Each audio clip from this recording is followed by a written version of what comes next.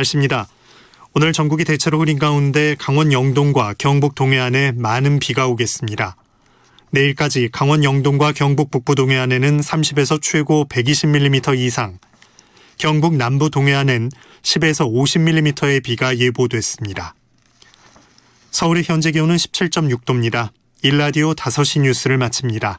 지금까지 아나운서 김재홍이었습니다. KBS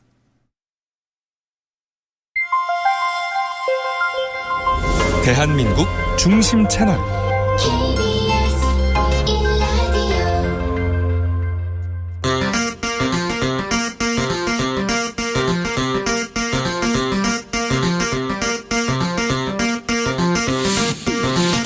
주진우 라이브.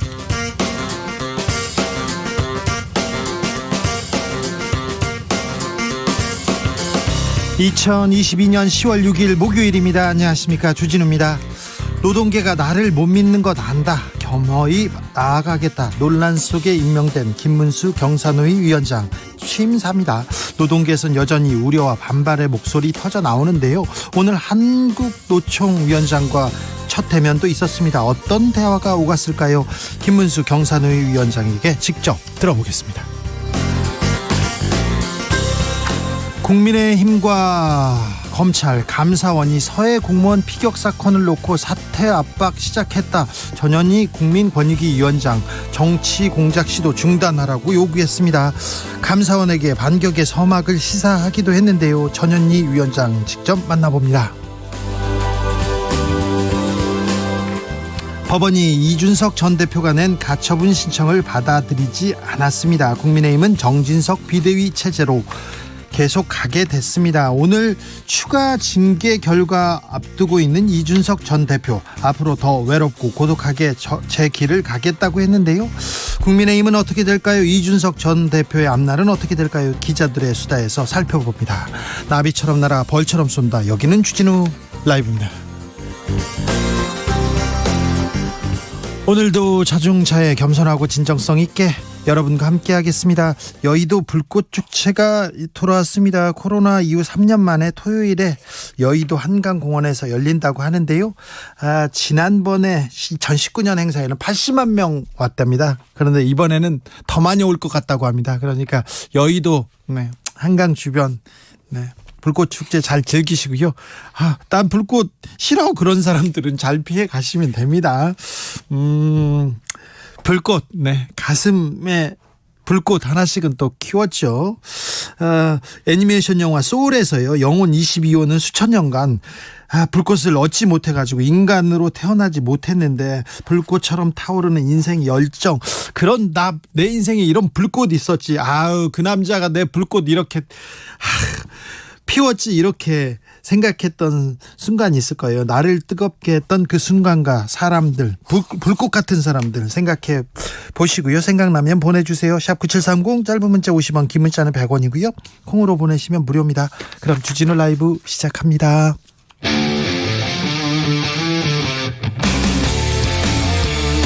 탐사보도 외길 인생 20년. 주 기자가 제일 싫어하는 것은?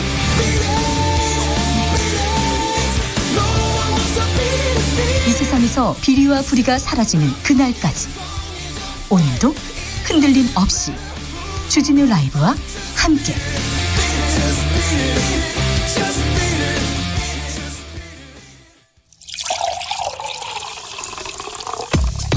진짜 중요한 뉴스만 쭉 뽑아냈습니다. 주스 정상근 기자, 어서 오세요. 네, 안녕하십니까. 북한이 오늘도 탄도미사일 발사했습니다. 네, 북한이 오늘 새벽 6시부터 약 20여 분간 평양 삼석 일대에서 동해상으로 단거리 탄도미사일 2발을 발사했습니다. 왜 이렇게 미사일을 쏠까요? 군사 도발 계속 이렇게 이어가는데 왜 그러는지 조금 이따가 김종대 의원한테 물어보겠습니다. 현무 미사일 낙탄 사고는 어떻게 됐습니까? 네, 관련해서 김승겸 합동참모의장은 오늘 합동참모본부 국정감사에 출석해서 이 낙탄 사고의 원인을 묻는 의원들의 질문에 초기 평가는 특정 장치 결함으로 평가하고 있다고 밝혔고요. 그 특정 장치는 제어 장치라고 추가 언급을 했습니다. 그런데 미사일을 쏘면 동쪽으로 쏘았으면 동쪽으로 가다가 못 맞추고 옆에 좀 떨어질 수는 있는데 동으로 쏘았는데 서로 가고 그러면은 이거는 큰일인데 이거는 뭘까요? 왜 오발 사고가 아니고 낙탄 사고일까요? 이것도 저희가 조금 이따 전문가한테 자세히 들어봅니다. 윤석열 대통령 오늘 기시다 일본 총리와 전화 통화 한다고요? 네, 윤석열 대통령은 오늘 오후 늦게 이 기시다 후미오 일본 총리와 전화 통화를 갖고 북한의 잇따른 탄도미사일 도발과 관련된 안보 현안을 논의할 것이라고 밝혔습니다. 네. 다만 기자들이 이 과거사 문제에 대해서도 얘기가 오가냐라고 질문을 했는데요. 어떤 얘기가 주제가 될지는 정확히 알 수 없다라는 말을 했습니다. 북한 미사일 얘기하나 보죠? 네, 그제 북한의 미사일 때문에 일본이 난리가 난 모양이라면서 안보 현안에 대한 얘기가 있지 않겠냐라는 게 대통령의 발언이었습니다. 한미연합훈련에 이어서 한미일연합훈련 이어가고 있습니다. 이재명 민주당 대표가 여기에 일침을 갑니다. 네, 이재명 대표는 오늘 합동참모본부 국정감사에서 지난달 30일 있었던 한미일 이 대잠수함 훈련을 거론하며 일본 자위대와 특히 독도 근해에서 합동훈련을 하게 되면 이 자위대를 정식 일본 군대로 인정하는 것 아니냐 이렇게 따져 물었습니다. 일본 자위대를 정식 군대로 인정하는 것 아니냐. 네, 이런 지적이 나왔습니다. 독도 근처에서 왜 하는가 이런 것도 꼬집었습니다. 어제 감사원에서요. 감사원 사무총장하고 대통령실 수석과의 문자 메시지가 큰 논란됐는데요. 이 부분에 대해서 윤석열 대통령이 출근길에 한마디 했습니다. 네, 윤석열 대통령은 관련 질문을 받고 문자가 어떻게 됐는지 모른다라면서 모른다고요? 네, 이 감사원은 대통령 소속이라고 했고요. 하지만 업무는 대통령실에서 관여할 수 없도록 헌법과 법률로 정해져 있다라고 말했습니다. 그러면서 얼핏 보기에는 감사원이 대통령실 소속인 것도 하나의 정부 구성이기 때문에 기사와 관련된 문의가 있지 않았나 싶다 이렇게 말했습니다. 무슨 말인가요? 네, 윤석열 대통령은 하여튼 감사원 업무에 관여하는 것은 법에 맞지도 않고 무리할 필요도 없다라고 말했고요. 네. 이 철저한 감사를 위해 법에 보장된 장치가 있어서 거기에 관여할 시간적 여유도 없다라고 말을 했습니다. 근데 헌법에 독립기관으로 감사원이 돼 있어요. 그런데 그 말이 나오자마자 하루 만에 대통령실 수석과 감사원 사무총장이 전화 문자를 하다가 걸렸어요. 이거 짜고 치는 거 아니냐 이거 국민들은 의아해합니다. 민주당은 공세 강화합니다. 네, 박홍근 민주당 원내대표는 오늘 대통령실과 감사원의 유착은 정치적 중립이라는 감사원의 존립 근거를 흔드는 일대 국기문란 사건이라며 이 최재해 감사원장과 유병호 사무총장은 당장 사퇴하고 법의 심판을 받아야 한다라고 말했습니다. 이거 감사원이 감사할 일인데 검찰이 수사에 나설까요? 공수처가 움직일까요? 고민해보고 있습니다. 조금 있다가요.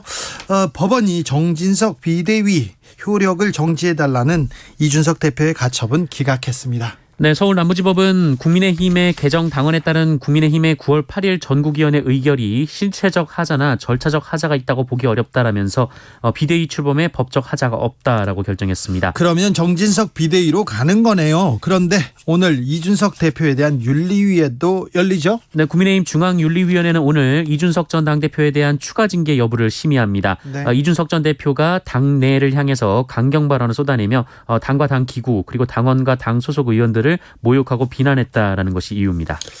저녁에 윤리가 열리는데 왜 국민의힘 윤리위는 왜 밤에 열립니까요? 네, 그리고 새벽에 꼭 결정이 납니다. 그러게요. 윤리적으로 좀 충만한 시간인가요? 좀 이상해요. 이해가 좀 안 되는 부분이 좀 있긴 합니다. 정부가 여성가족부 폐지 이렇게 확정했습니다. 네, 윤석열 정부가 정부 운영의 비효율 등을 이유로 여성가족부를 없애기로 최종 결정했습니다. 행정안전부가 오늘 개편 방안을 발표했는데요. 네. 여성가족부를 폐지하고 이 청소년 가족, 양성평등, 권익 증진 기능은 보건복지부로 이관한다라고 밝혔습니다. 그리고 여성가족부의 여성 고용 업무는 고용노동부로 옮겨집니다. 알겠습니다. 기어이 여가부를 폐지했습니다. 국정감사 오늘 어땠습니까? 네, 오늘 국회 법제사법위원회에서는 법무부 등에 대한 이 국정감사가 열리고 있는데요. 네. 여야는 민주당 이재명 대표가 연루된 성남FC 후원금 의혹을 놓고 격돌을 했습니다. 네. 민주당은 짜맞추기 강압수사라고 했고요. 국민의힘은 정치보복과 관련이 없다라고 했습니다. 한쪽에서는 또 김건희 여사 국감이 또 진행됐어요. 네, 국토위 국감이었는데요. 이 민주당 한준호 의원은 김건희 여사 일가가 소유한 양평군 일대 토지 가격이 20년 사이 56배 상승했다면서 임야 용도 변경 과정에서 법 위반 그리고 양평군에 특혜 제공이 있었다라는 의혹을 제기했습니다. 56배 상승했다고요? 네. 과방위에서는 MBC가 도마에 올랐습니다. 네, 국민의힘은 MBC가 자막 조작을 통해 여론을 왜곡, 공영방송에 책무를 져버렸다. 과방위 국정감사에서 맹비판했습니다. 네. 민주당은 여권이 윤석열 대통령의 비속어 논란을 덮기 위해 특정 언론을 탄압하고 있다라고 맞섰습니다. 한상혁 방통위원장의 거취 문제를 놓고도 여야가 날선 공방 벌였습니다. 네, 국민의힘 간사인 박성중 의원은 한상혁 방송통신위원장을 향해 대통령과 철학이 맞지 않으면 물러나야 한다라고 자진 사퇴를 압박했는데요. 이에 민주당 고민정 의원은 한상혁 위원장을 향해서 국감장이지만 말이 아닌 얘기에 대해서는 항의할 수 있어야 한다라고 말했습니다. 네. 백경란 질병관리청장 이해충돌 논란 이어지네요. 네, 백경란 질병관리청장이 취임 이후에도 주식을 보유하고 있던 한 바이오 회사가 보건복지부와 과학정보통신기술부의 400억 원대 프로젝트에 참여한 사실이 확인됐습니다. 백경란 청장은 당시 해당 업체 주식을 3,300여 주 가지고 있었는데요. 프로젝트는 지난해 12월에 종료가 됐지만 정부는 후속 사업을 추진하고 있는 중입니다. 네. 질병청이 신약 개발과 관련된 직접적인 연관은 없다라고 하더라도 이 질병과 제약의 관계를 고려하면 이 백경란 청장이 이 주식을 취임 이후까지 보유한 것은 부적절했다라는 지적이 나오고 있는데요. 그러네요. 뿐만 아니라 백경란 청장은 해당 업체 외에도 다수의 바이오주를 보유하고 있었습니다. 그전에도 계속 보유하고 있는데 계속 보유하고 있습니까? 지금은 해당 주식을 모두 처분했는데요. 그래서 인사처의 심사도 중단이 돼서 이 결과가 알려지지 않게 됐는데 네. 어쨌든 야당 의원들이 관련 자료를 요청을 했습니다만 이 백경란 청장은 사적 이익을 취한 것이 없다라면서 자료 제출을 하지 않고 있습니다. 접근 금지 명령을 받았는데 그럼에도 불구하고 대낮에 길거리에서 아내를 살해한 남성이 있습니다. 네, 한 50대 남성이 지난 4일 오후 4시쯤 이 충남 서산시 동문동의 한 거리에서 40대 아내를 챙겨간 흉기로 수차례 찔러 살해한 사건이 있었습니다. 피해자는 당시 이 과정을 목격한 주민의 신고로 병원으로 이송됐지만 끝내 숨졌습니다.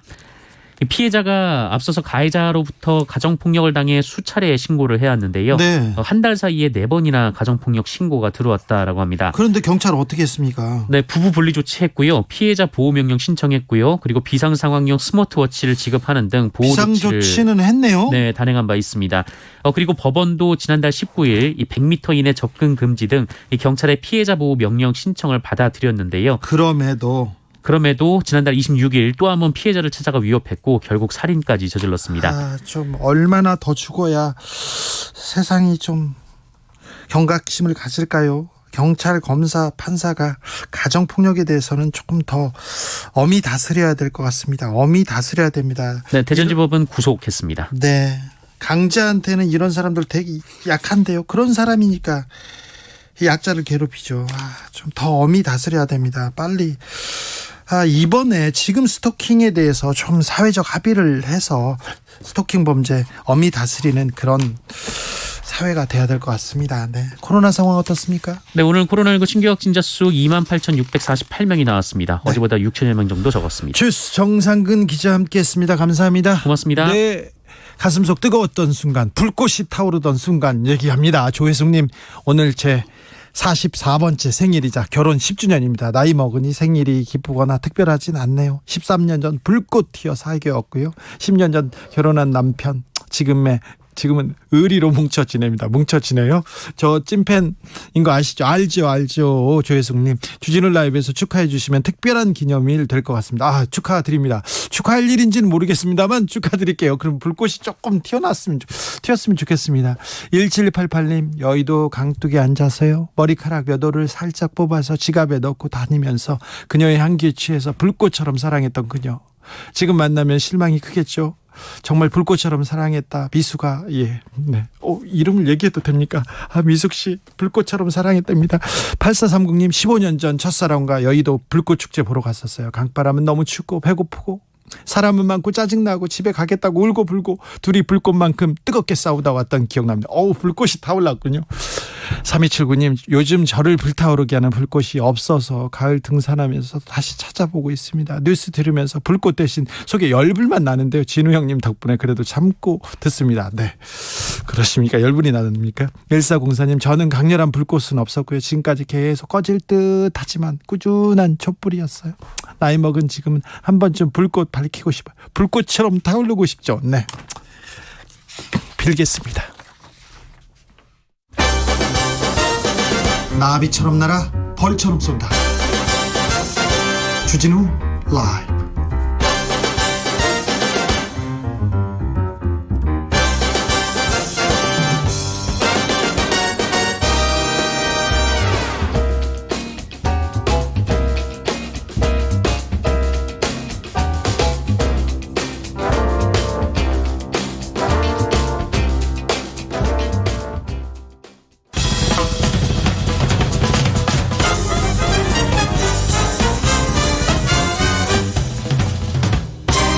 훅 인터뷰. 모두를 위한, 모두를 향한, 모두의 궁금증 훅 인터뷰. 사회적 대화를 통해 노동개혁 추진의 중심축 역할을 하겠다. 윤석열 정부의 노동개혁 의제를 주도할 경사노위 경제사회노동위원회 김문수 신임 위원장의 취임 일성입니다. 노동계에서는 우려와 반발이 있는데 어떻게 윤석열 정부의 노동개혁 이끌지 물어보겠습니다. 김문수 경사노위 위원장, 안녕하세요.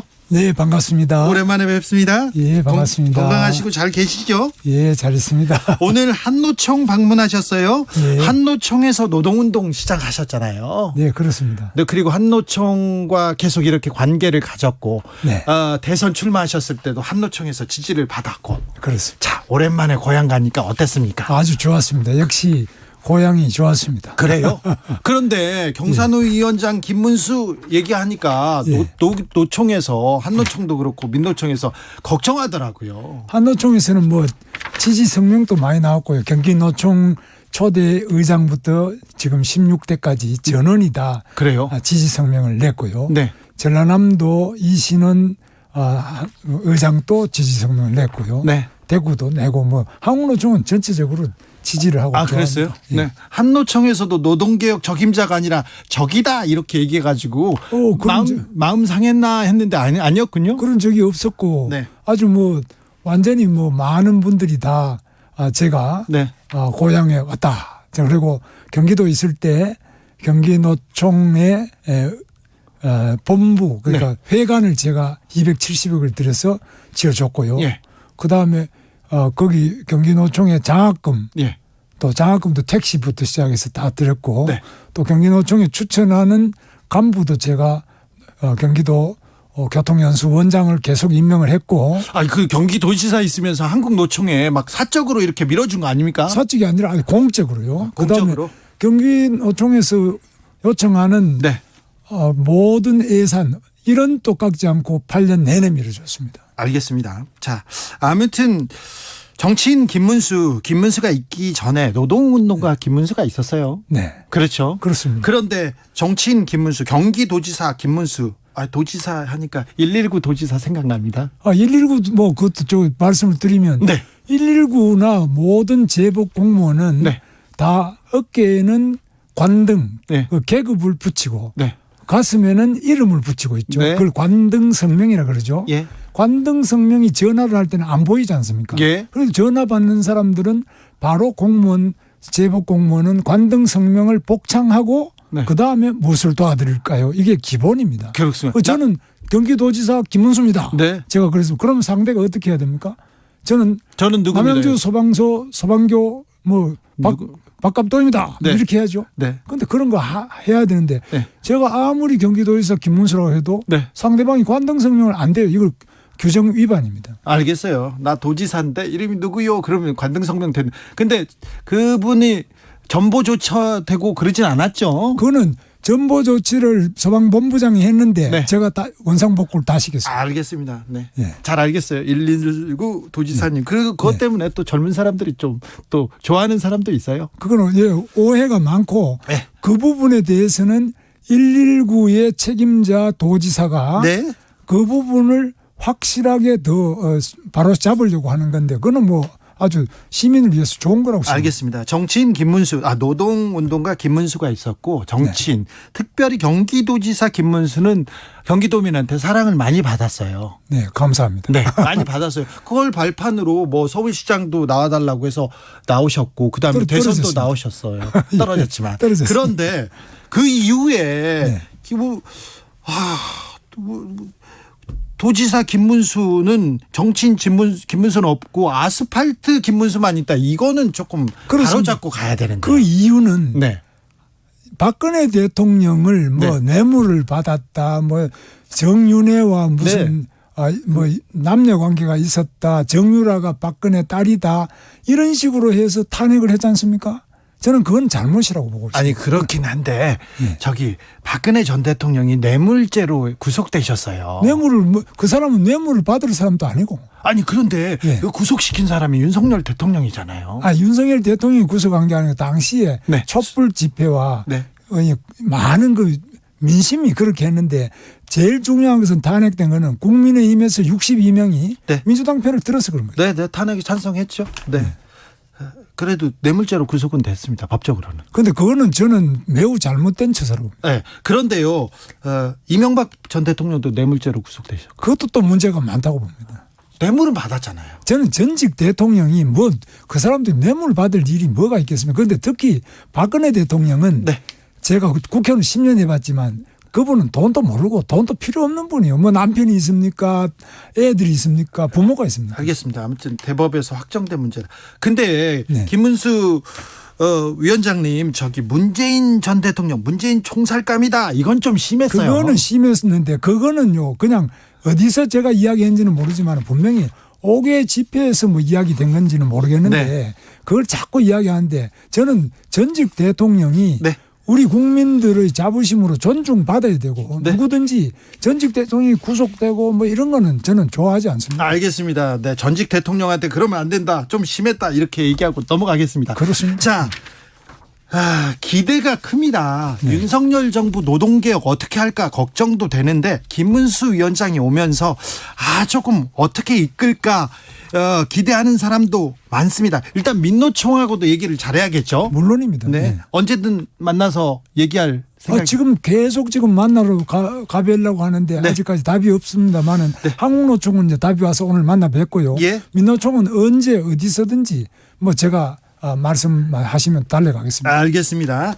위원장님, 우리나라는요 이중구조라고 해야 되나요? 노조와 비노조, 정규직, 비정규직, 원청, 하청 이 너무 큰 차이. 그렇습니다. 이걸 어떻게 이중구조를 해결해야 될까요? 그게 쉽지 않은데요. 네. 그래서 저는 노조로 조직된 분은 한국노총이 5%, 민노총이 5%, 네. 10%밖에 안 돼요. 예. 뭐 다 합쳐 14라 그러지만 10%고 90%의 노동자는 조직이 안 돼 있습니다. 예. 그래서 이분들의 말 못하는 그 목소리를 대변하고 네. 하는 것이 바로 한국노총과 민노총이 돼야 되고 또 네. 저희 경사노동위원회도 네. 바로 이 조직되지 않은 어려운 분들의 처지를 대변할 수 있도록 최선을 다하겠습니다. 네.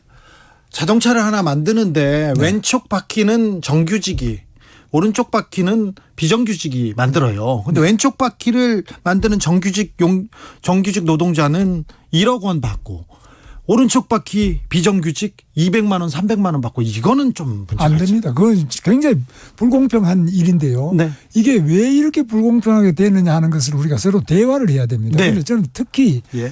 가장 말 못하는 비정규직 저희들이 대변을 하더라도 네.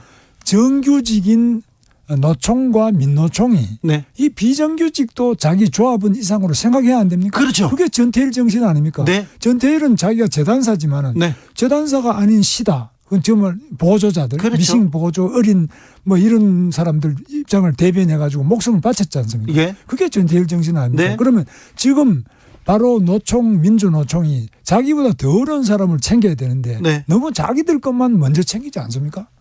알겠습니다. 아무튼 그 비정규직 그리고 또 하청 비노조 사람들도 좀 잘 챙겨주십시오. 예, 챙겨야 됩니다. 제가 막 확실하게 그거는 최선을 다해서 챙기겠습니다. 네. 주 52시간 무력화된다. 임금 삭감될 것이다. 고용 불안 이어질 것 같아. 이렇게 해서 윤석열 정부가 추진하는 노동정책에 대해서 우려가 있는 게 사실이에요. 예, 그렇습니다. 우려가 있는데 네. 그 우려는 너무 안 하셔도 되는 것이 예. 저는 이렇게 생각합니다. 노동개혁도 좋지만 대화가 우선이다. 예. 대화를 해야지만 개혁이 있고 뭐가 있지. 네. 일방적인 개혁이라는 것은 개혁도 아니고 네. 불가능합니다. 네. 알겠습니다. 대화 중요하죠. 대화가 중요합니다. 네. 비노조, 비정규직, 하청 노동자의 목소리도 좀 잘 들어주시고 대화도 좀 해주셨으면 좋겠어요. 대우조 선해양 하청 노조 파업을 계기로 네. 하청 노동자는 파업을 하면 거의 불법이잖아요. 아니, 꼭 그럴 필요가 없습니다. 하청노조라고 불법이 될 필요가 없고요. 예. 하청노조가 오히려 묵묵하게 예. 파업도 잘 안 하고 네. 정말 말없이 일하는 분들이 하청노조죠. 아니 그런데 너무 배가 고프고 힘들고 네. 20몇 년 동안 일해봤자 월급이 200만 원 받는다. 이거 못 살겠다. 조금 올려달라. 얘기할 수 있지 않습니까? 그렇습니다. 이야기하기 전에 네. 저희들이 먼저 달려가서 보고 파업하기 전에. 이거 어떻게 이렇게 차별이 있느냐. 네. 이걸 노조와 네. 항공노총이나 민주노총과 힘을 합쳐서 바로 그런 배고픈 네. 현실을 고칠 수 있도록 최선을 다하겠습니다. 네. 그래서 노조도 안 도와주고 그래서 파업을 합니다. 파업을 하면 회사에서는 손해배상 청구합니다. 그 노동자들 밥 먹고 살기도 힘든데 감옥 가라. 돈 내놔라. 이건 더 힘들지 않습니까? 그런데 이제 법은 지켜져야 되지만 네. 하청 노조에 대해서는 네. 조금 더 배려를 해야 된다고 저는 봅니다. 그렇죠. 왜냐하면 네. 크고 힘 있는 항공노총, 민주노총 이런 데는 몰라도 하청 노조는 노조도 잘 못 만들고 왜? 아주 어려운 처지에 그 정규직보다도 뭐 반도 못 받는 이런 임금 수준에 대해서는 네. 우리 국가가 정부가 네. 또 경제사회노동위원회가 더 우선적으로 관심 가지고 그들 편에 서겠습니다. 네, 알겠습니다. 그런데 저 오늘 한노총 찾아가서도 그렇고 그 전에도 그렇고 사측의 무차별 손해배상 이거는 좀 막자. 노란봉투법에 대해서는 문제가 있다고 얘기하시더라고요. 노란봉투법이 뭐가 있냐면은 하청 노조를 보다는 오히려 예. 어떤 노조든 노조 집행부가 결정하면은 불법 행위에 대해서도 면책이 되도록 이렇게 되어 있는 부분이 있어요. 아직까지 노란봉투법이 제정이 안 되고 안 됐죠? 국회에서 한 10개 정도의 그 개정안이 나와 있습니다. 예. 그래서 10개가 어떻게 결론 날지 몰라도 그러나 노동조합도 법 테두리 안에서 해야지. 예. 노동조합이라고 해서 법을 벗어나도 좋다. 이거는 좀 곤란하지 않겠습니까? 아니 그렇죠. 법적인 테두리에서 해야죠. 파업도. 그렇습니다. 예. 그런데 아무튼 오죽했으면 파업했겠냐. 그거는 뭐 좋아요. 네. 그 비정규직에 아주 그 어려운 상태에 있는 그 영시의 노동자들이 네. 정말 먹고 살 게 없어가지고 힘들게 하는 거 이런 거는 저희들이 귀를 기울이고 예. 최선을 다해서 돌볼 수 있도록 하겠습니다. 중대재해처벌법. 네. 사실 이렇게 안전사고 많이 나서 집으로 돌아가지 못하는 노동자들이 하루에도 2명, 3명씩 나오지 않습니까? 네. 그런데 사측에 안전을 위해서 힘써라 이렇게 얘기하고 못하면 사측을 좀 처벌하는 중대재해처벌법 이거 좀 강력하게 해야 되는 거 아닙니까? 그럼 지금 굉장히 강력, 세계에서 제일 강력한데요. 강력하다고요? 50억 이하의 벌금에다가 7년 이하의 징역 이거 세계에 이런 게 없고 우리나라 법에도 이런 게 잘 없습니다. 감옥 가는 사람 거의 없어요. 그런데 감옥 가는 사람이 지금 이제 시행된 지 얼마 안 됐으니까 네. 그런데 이거는 처벌도 좋지만 네. 이 중대재해처벌법 이전에 사전에 근로조건을 개선할 수 있도록 그렇죠. 위험한 걸 먼저 찾아가서 고쳐라 그래야지 네. 그걸 처벌하는 게 법의 능사가 아니지 않습니까? 능사는 아니죠. 네. 근데 자 안전하게 이 중대재해처벌법 받기 전에 이 안전한 노동 환경 만들어라. 이거는 계속 말씀하셔야죠. 당연히 미리 사전에 사고 안 나도록 네. 현장에 안전 점검 지도하고 제가 안전관리 기사입니다. 아, 그래요? 제가 국가기술 자격을 가지고 있고 공장에서 제가 안전관리 기사를 했어요. 예.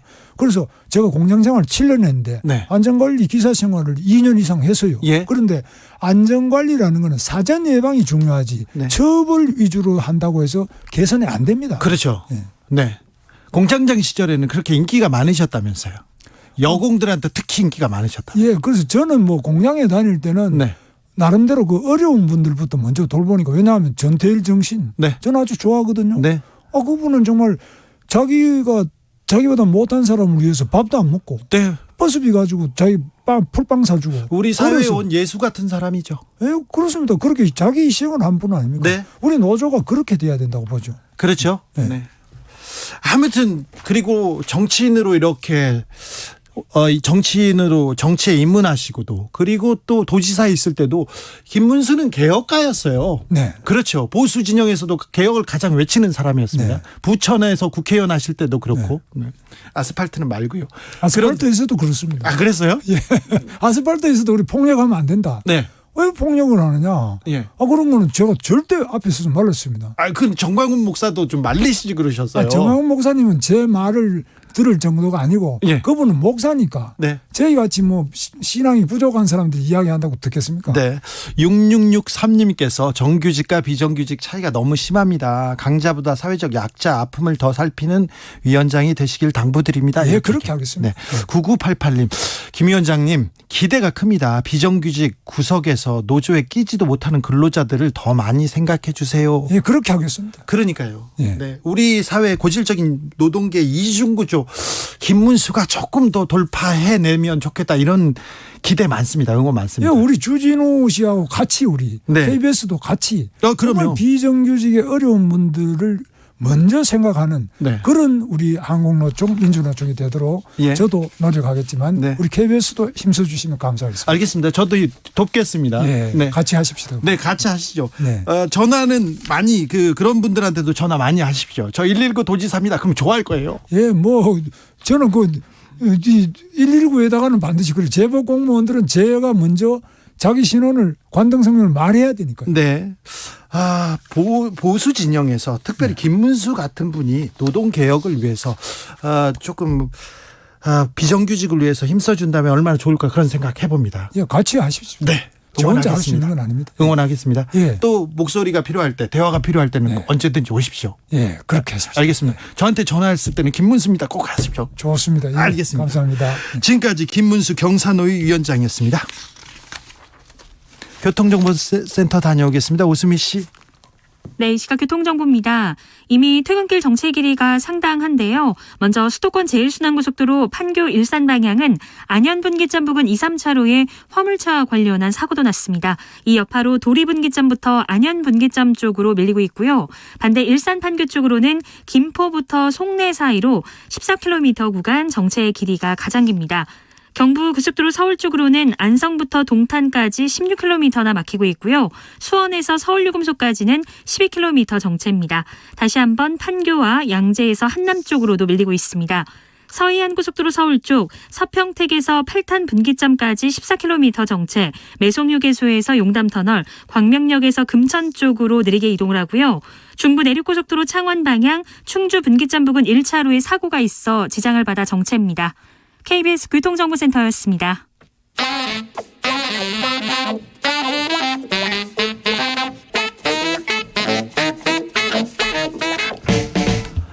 세계는 넓고 이슈는 많다. 우리의 시야를 국제적으로 넓혀보겠습니다. 국내 뉴스, 국제 이슈 다 덤벼라. 지금은 글로벌 시대.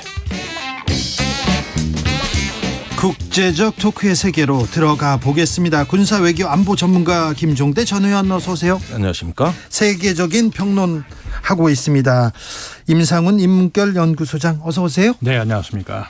지금은 김종대 시대입니다. 김종대 의원이 제일 바쁠 때입니다.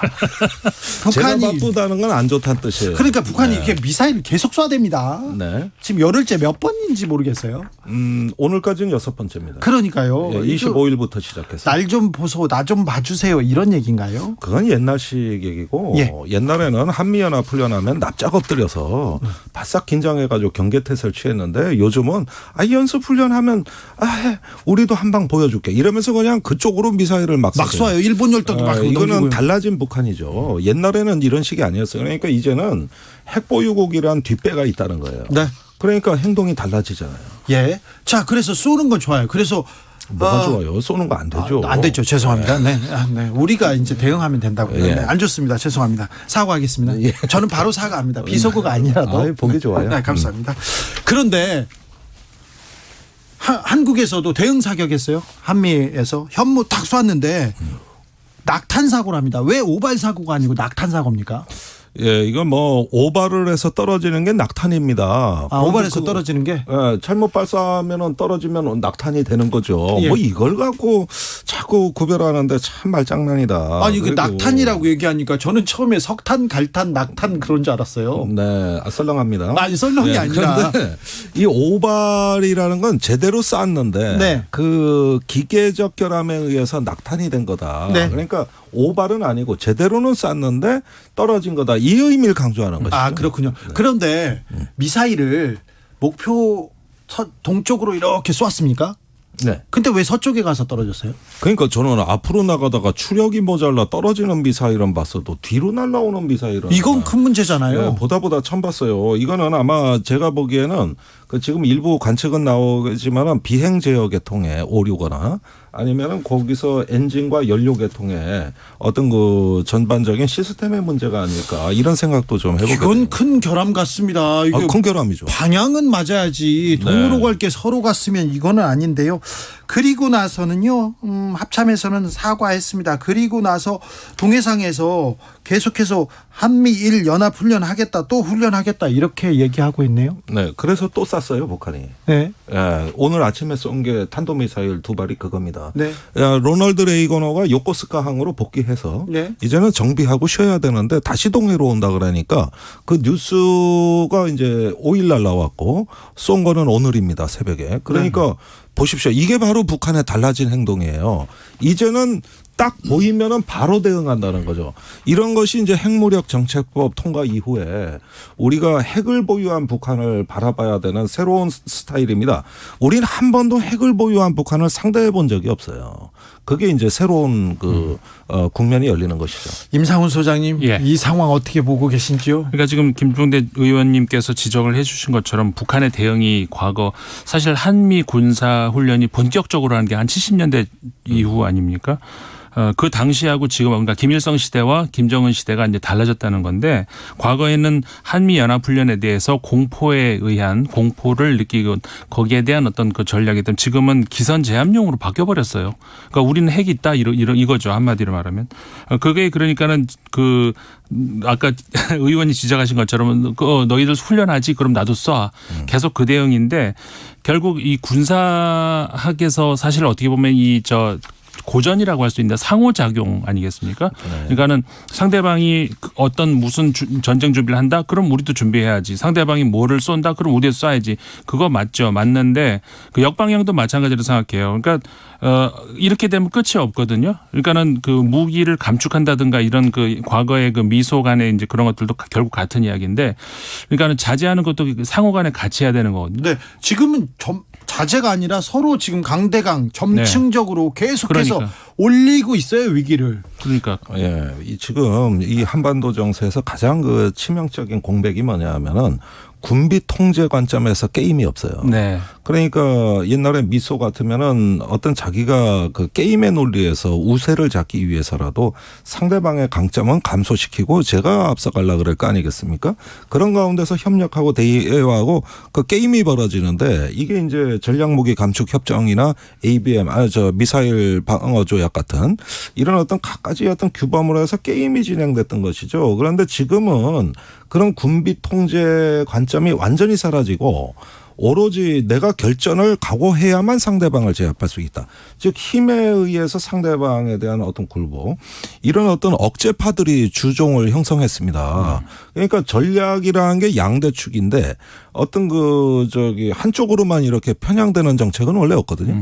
그만큼 한반도 상황이 하나의 관점이 실종된 어떤 통제가 잘 안 되는 이런 어떤 분쟁 지역으로 변하고 있는 거 아닌가 하는 의구심이죠. 통제가 안 되는 분쟁 지역이라 그러면 윤석열 대통령이 꿈꾸던 담대한 구상에 대해서는 북은 전혀 관심이 없는 건가요? 예, 관심 없어 보입니다. 그래서 이 담대한 구상은 하나의 어떤 확장 억제력을 주축으로 해가지고 북에다가 힘으로 밀어붙이는 전략을 선호하는 과정에서 하나의 어떤 명분 내지는 구색 맞추기 차원에서 미리 담대한 구상을 발표해 놓고 이제 9월 16일 미국에 가서 확장 억제 협의회를 개최해서 전략자산 전개를 합의해 왔거든요.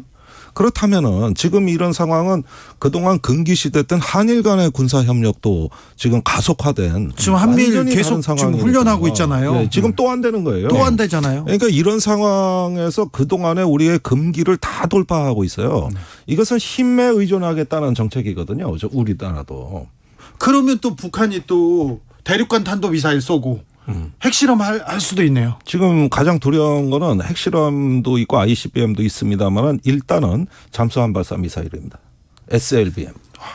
예, 최근에 약간의 징후가 나타났어요. 그러니까 이 과거 같으면은 이렇게 북한의 어떤 그 행위에 대해서 적대적 행위에 대해서 이런 거는 도발이다 이렇게 봐야 되고 이 정도는 그냥 위협 정도 도발이라고 보기는 뭐하다 이렇게 해가지고 좀 대응을 수위를 조절을 했는데 지금 다 대응을 하고 있는 것 같아요.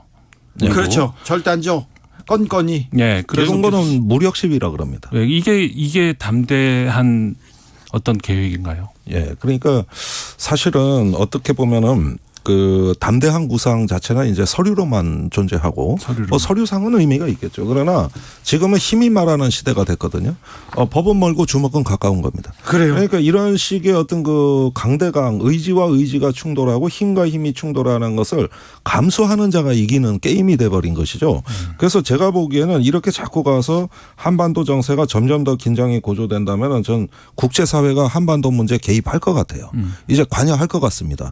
여기서 위기가 나면 주변으로 확산되는데 그래서 이런 어떤 유엔이라든가 국제기구도 많이 무력화돼 있지만은 동아시아 국가들 걱정이 이제 시작될 것 같아요. 우리가 대만을 걱정하죠. 아니요, 지금요. 예.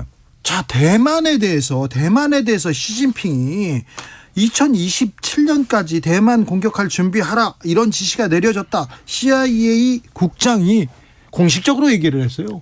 네, 그 윌리엄 번즈 국장은 워싱턴에서 가장 신뢰받는 정보 분석가입니다. 네. 우크라이나 전쟁을 가장 정확하게 예측했고 또 푸틴을 직접 만나면서 우크라이나 전쟁 직전까지 자신의 예측이 틀리기만을 바랐다 그러면서 수없이 많은 불면의 밤을 지냈다고 한 워싱턴에서 가장 저명한 윌리엄 번즈 전 국장이 있고 네. 예, 전 국장입니다. 그리고 대만에 대해서도 지금 계속 경고장을 날리고 있어요. 네. 그런데 번즈 국장이 한 얘기는 시진핑 주석이 군에게 2027년까지 대만을 공격할 준비를 하라고 지시했다. 이 부분인데 저는 사실 번즈 국장이 가장 위기를 앞서서 경고해온 인물이라는 데 주목합니다. 이게 시진핑의 의도를 미리 선제적으로 드러냄으로써 오히려 분쟁을 관리하겠다는 의도거든요. 예. 그런 점에서는 사실은 저는 꼭 뭐 침공한다고 믿지는 않습니다만은 지금 우크라이나 전쟁을 보면서 중국이 모종의 교훈을 얻은 것 같아요. 그렇죠. 예. 우크라이나 전쟁을 보면서 중국도 움직일 수 있다 이 생각이 있습니다. 그리고 남과 북이 이렇게 갈등을 일으킨다고요. 중국이 움직일 수도 있을 텐데 여기 기후에 끝나야 되는데요. 그렇죠. 근데 이게 반대로 생각할 수도 있는 게 그러니까 지금 우크라이나 전쟁을 어느 누구보다도 진짜 매의 눈으로 관찰하고 있는 곳이 이제 시진핑 네, 중국일 국가주석인 거예요. 것이죠. 그러니까는 2027년 왜 27년이냐? 그러니까 우리 며칠 후면 16일이죠. 그 중국 20차 당대회가 열리는 날이에요. 여기서 이제 시진핑 국가주석이 사실상 이제 세 번째 임기를 시작을 결정짓는 뭐 이런 당대회의 성격이라고 할 수가 있는데 그게 이제 또 5년이에요. 예. 그럼 5년 후면은 정확하게 2027년이 되는 것이죠. 그러니까는 이번 세 번째 임기를 마치고 네 번째 임기를 뭐 할 수도 있고 뭐 안 할 수도 있지만 그 상황에서 그리고 2027년이 또 공교롭게 중국 인민해방군이 군대가 창설 100주년이 되는 해라는 거죠. 네. 그러니까 이 시진핑 국가주석 입장에서는 중국몽을 그러니까 완전히 이제 중국이 세계 1위로 등극할 수 있는 그런 세상을 만들어야 되는데 지금 세상이 지금 현재 시점에서는 미국한테 계속 얻어맞고 있는데 거기서 이제 대만을 완전히 자신의 땅으로 소유하고 있는 그런 게 필요한데 이 현재의 우크라이나 전쟁을 보면서 그게 쉽지는 않을 거다. 만약에 푸틴도 그러는데 지지도가 떨어지거나 이거 좀 국민들한테 정치력이 좀 도전받을 때 그때 무력 행사 이런 갈등 분쟁 일으키는 거 아닌가 그런 고민 그런 생각도 듭니다. 여기서 핵심 포인트는 전 이거라고 봐요. 그 지금 푸틴 대통령이 공포의 수준을 극한으로 끌어올리고 있어요. 예. 이렇게 핵 얘기 막 하고요. 예, 우선 우크라이나 동부 그러니까 러시아 서부 쪽으로는 지금 그 핵 부대들이 출동하고 있다는 네. 보도가 나왔는데 주로 열차로 이동을 하는 것 같은데 이건 전술 핵무기 부대입니다. 그다음에 북극해에서 그 핵 잠수함 거기에 있는 그 포세이돈이라고 하는 그 핵 어뢰 예, 이런 거는 전략 핵 위협이거든요. 그러니까 이제 다방면에서 전술 전략 핵을 계속 만지작거리면은 그러면 이게 핵 전쟁의 준비 과정이냐? 그것은 준비에 불과한 것이지 다른 군사 행동이 나온다는 거예요. 이렇게 공포의 지수를 올려놓고 지금 그 CSIS에서 한 워게임 결과라든가 미국 전략가들 보고서를 읽어보면은 폴란드 쪽이 조금 위험해 보입니다. 그래서 그 사이버 공격이라든가 또 벨라루스를 동원해서 정체불명의 그 미국 무기 창고 이런 것들에 대한 경고가 계속 나오고 있거든요. 지금 우크라이나에서 러시아가 지금 밀리고 있는 것 같은데 오히려 전장을 넓힌다고요? 그 밀리는 이유가 폴란드에서 우크라이나로 무기가 들어갔기 때문이거든요. 예. 그러니까 그 물류 창고, 미군의 무기 창고가 있는 폴란드에 어느 정도의 충격을 줘놔야 네.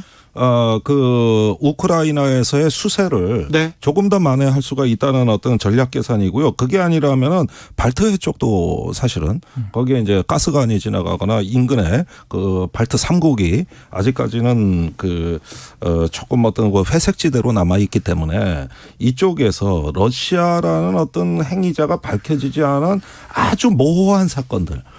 근데 순항 미사일을 폴란드의 미국 무기 창고에 발사했는데 러시아가 자기들이 안 했다고 딱 잡아 떼버린 것만이거든요. 그러니까 이런 식의 회색지대 전쟁이 지금 경고가 되고 있고 핵전쟁 위협을 잔뜩 올려놓으면 러시아는 그런 여러 가지 옵션이 늘어나는 거거든요. 그러면 핵전쟁 위협으로 눈을 멀게 한 다음에 실제적인 전략 게임을 할 가능성이 있다고. 이게 이제 전략가들이 하는 경고. 평화의 시대는 끝이 나고 이제 힘이 지배하는 시대가 전쟁의 시대가 지금 온 건가요? 그런데 그 지금 그 동유럽에서의 우크라이나 전쟁과 앞으로 있을지도 모를 있어서는 안 되는 이 동북아시아에서의 중국과 대만 관계 이 문제를 비교를 했을 때 아까도 제가 말씀드린 것처럼 그 가장 그 우크라이나 전쟁을 눈여겨보고 있는 게 시진핑 국가주석인데 지금 그 러시아하고 우크라이나하고 우리 전쟁 초반에 그러니까 2월 말에 대부분의 전문가들이 어땠습니까? 1시간도 못 버틸 것이다 했는데 지금 6개월, 7개월째 가고 있단 말이죠. 네. 러시아하고 이 우크라이나의 군사력 차이가 러시아가 세계 지금 군사력 2위 아닙니까? 우크라이나는 대략 22위권 정도 되는데 중국은 3위예요 또. 그런데 대만은 공교롭게 한 21위, 그러니까 비슷해집니다. 그런데 그 정도의 전력 차이 가지고도 지금 이 정도 러시아가 쩔쩔매는데 중국 입장에서 그 현재의 벌어지고 있는 우크라이나 전쟁을 읽는 어떤 그 교훈이 될 수도 있을 것 같다는 생각이 들어요. 네, 저는 대만 쪽에서 그 에스메트릭 디펜스라 그래서 비대칭 방어 전략. 네. 예, 이것이 이제 그 국방 그 통합 방위 개념이라는 게 수립돼 있습니다. 그렇다면은 지금부터 해안에서는 기뢰, 그다음에 전투기, 탱크, 뭐 지대공 미사일 이런 것들을 촘촘히 3중 4중 방어막을 구축해 왔거든요. 네. 그래서 중국군의 진입을 막겠다는 전략인데 최근에 대만 일부 군부의 강경파들이 그런 방어 전략의 한계가 있기 때문에 베이징이나 중국의 연안 도시를 타격할 수 있는 장거리 미사일을 보유하겠다고 나서고 있습니다. 이게 대만 내에 상당한 갈등을 일으키고 있어요. 그런데 미국의 입장을 보면은 아직은 그래서 베이징에 눈을 찌른다는 이런 대만식 그 전략에는 동의할 수가 없고 네. 비대칭 방어에 충실해라.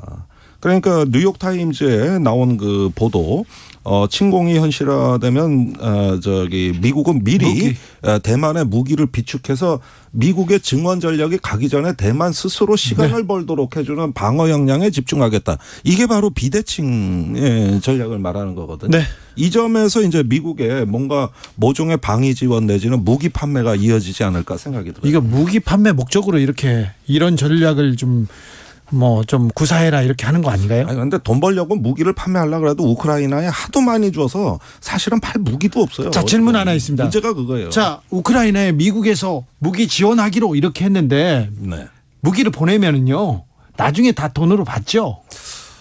그것은 대만 자체가 사용하는 무기는 전부 대만 부담이고 만약에 지금 돈을 내지 않으면 차관을 빌려주거나 채무로 적립이 됩니다. 네. 그건 한미 관계도 똑같은 거예요. 우크라이나도 마찬가지죠. 우크라이나는 그렇지 않습니다. 아니 그럼 무기를 대주는데 돈을 안 받는다고요? 아니 우크라이나의 그 무기 지원은 이거는 그 어떤 정상적인 거래가 아니라 이것은 그 우크라이나 어떤 그 지원 프로그램의 일환으로 무기 대여법에 의해서 지원을 하는 거거든요. 그래도 나중에 뭐라도 가져가겠죠. 미리라도 가져가고 뭐. 근데 지금 재건에만 900조가 드는 나라한테 그건 재건 쪽으로 나중에 가겠죠. 재건에서 우크라이나에서는 전쟁 상황이고 지금 여기는 평시잖아요. 그래도 그러니까 미국 사람들은 항상 이렇게 정상 거래가 아니기 때문에 새로운 법을 위반해서 준 거죠. 네. 정상적으로는 그렇게 무기를 줄 수가 없어요. 불법입니다. 네. 그러니까 새로운 입법을 해서 주는 겁니다. 네. 재건할 때 미국은 또 챙기겠죠. 그렇죠. 네. 죄송합니다. 궁금했어요. 아닙니다. 그리고 김종대 의원이 하나 틀린 게 있습니다. 척척 박사인데 하나 틀렸습니다. 윌리엄 번스 현 CIA 국장입니다. 이거 전 죄송합니다. 국무부 부장관입니다. 네. 김종대도 나무에서 떨어집니다. 처음 떨어졌습니다. 8317님께서 떨어지니 아프네요. 그런가요? 네. 아이고 재밌다. 8317님께서 정부와 정치권 심화되는 대외 환경 변화에 제대로 대처 못하면 한반도가 신냉전의 대리전 장소가 될 수도 있습니다. 그러니까 정치인분들 정신 차려야 할 때입니다. 그렇죠? 네. 정쟁으로 얼룩진 참 암담합니다. 시궁창하대요. 네. 그런데 계속 긴장을 정치인들이 더 고조시키고 있으니까 미사일을 쏘고 군사적으로 이렇게 대립할 때 평화를 얘기하고 대화를 얘기하는데 대화를 얘기하는 것조차도 비난하고 있으니까 그건 좀 말이 안 되는 것 같아요. 네, 그렇습니다. 지금은 군비 통제, 안정의 기제도 평화의 자산도 확실히 지켜야 됩니다. 힘이 전부는 아니에요. 네. 거기다가 또 중국이 옛날 중국 같지 않아요. 자꾸 이렇게 군사 대결로 가려고 하는 것 같아요. 중국 문제도 잘 풀어야 될 텐데. 중국의 이 국방 예산 규모가 최근 들어 굉장히 계속 올라가고 있기 때문에. 일본 돌리고요. 네, 일본도. 그러니까 지금 사실 우리 한반도를 둘러싸고 있는 소위 말해서 4대 강국이라는 나라가 그 세계 이제 군사력 순위를 했을 때 세계 5위권에 다 들어가거든요. 네. 그러니까는 우리나라가 6위라고 하는데 중간에 인도 하나 끼어 있고 인도를 제외하고는 전부 그 미국, 일본, 러시아, 중국이에요. 우리도 6위예요. 이거 조금만 줄이면 청년 실업 그리고 주택 문제 다 해결할 수 있는데. 아이고, 안타깝습니다. 평화만이 살 길이고 평화가 밥인데. 네. 김종대, 임상훈, 김종대 두 분 감사합니다. 오늘도 많이 배웠습니다. 고맙습니다. 네. 김종대 선생님 하나 틀렸다. 네.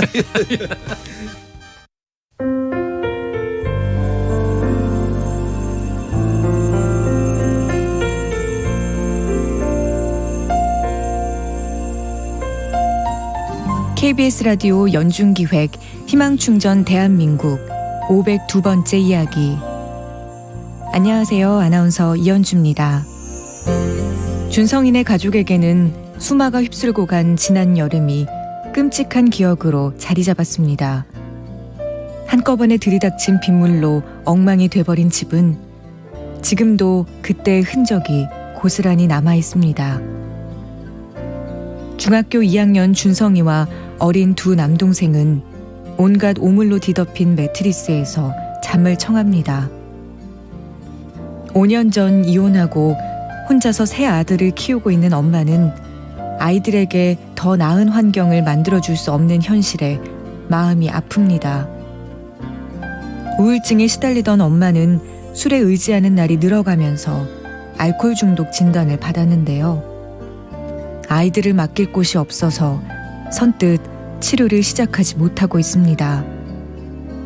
부디 준성인의 가족이 희망을 잃지 않고 더 나은 환경을 마주할 수 있도록 여러분이 지금 함께 해주세요. 여러분의 따뜻한 손길이 희망의 빛이 됩니다. ARS 060-700-1580 060-700-1580 한 통화 3,000원으로 희망을 선물해 주세요. KBS 라디오 연중기획 희망충전 대한민국은 초록우산 어린이재단, 인탑스 주식회사 그리고 청취자 여러분과 함께합니다. ARS 060-700-1580 한 통화 3,000원입니다.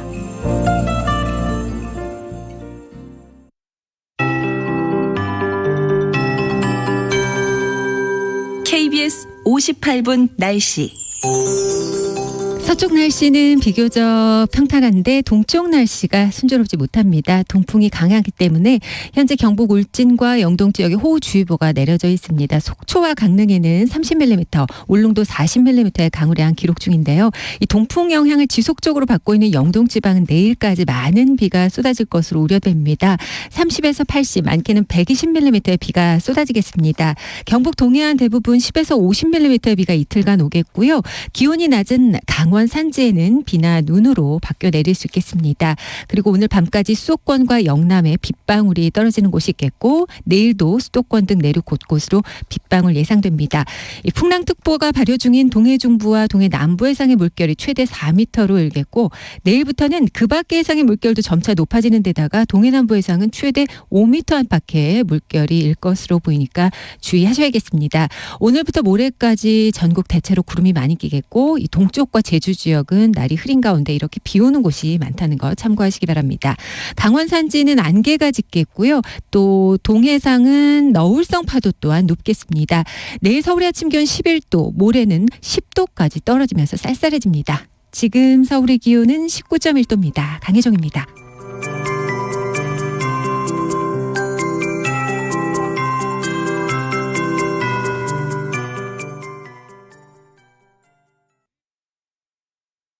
정성을 다하는 국민의 방송 KBS가 6시를 알려드립니다.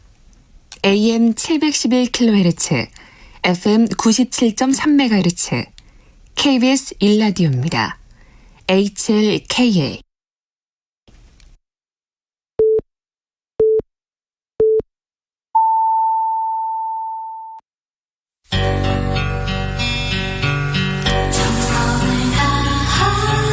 정성을 다하는 국민의 방송 KBS 주진우 라이브. 그냥 그렇다고요. 이 시각 라디오 정보센터 뉴스입니다. 북한이 오늘 오전 동해상으로 단거리 탄도미사일 2발을 발사했다고 합동참모본부가 밝혔습니다. 이번 탄도미사일 발사는 최근 12일 사이 6번째, 현 정부 들어 9번째입니다. 국민의힘 정진석 비상대책위원장의 직무정지를 해달라는 이준석 전 대표의 가처분 신청을 법원이 받아들이지 않았습니다.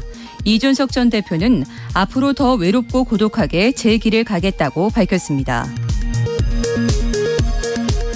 윤석열 대통령은 문화체육관광부가 윤 대통령을 풍자한 그림의 상을 준 부천국제만화축제 주최 측에 엄중 경고한 것이 윤 대통령이 표현의 자유를 강조해온 것과 배치되는 것 아니냐는 취지의 취재진 질문에 그런 문제는 대통령이 언급할 것은 아니라고 말했습니다.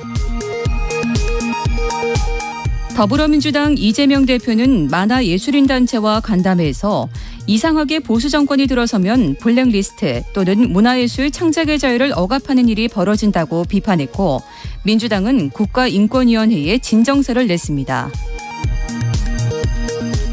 정부가 74년 만에 처음으로 여순 사건 희생자 45명과 유족 214명을 공식 인정했습니다. 여순사건위원회는 본격적인 진상규명조사 개시도 결정했습니다. 지금까지 라디오 정보센터 뉴스 정한나였습니다.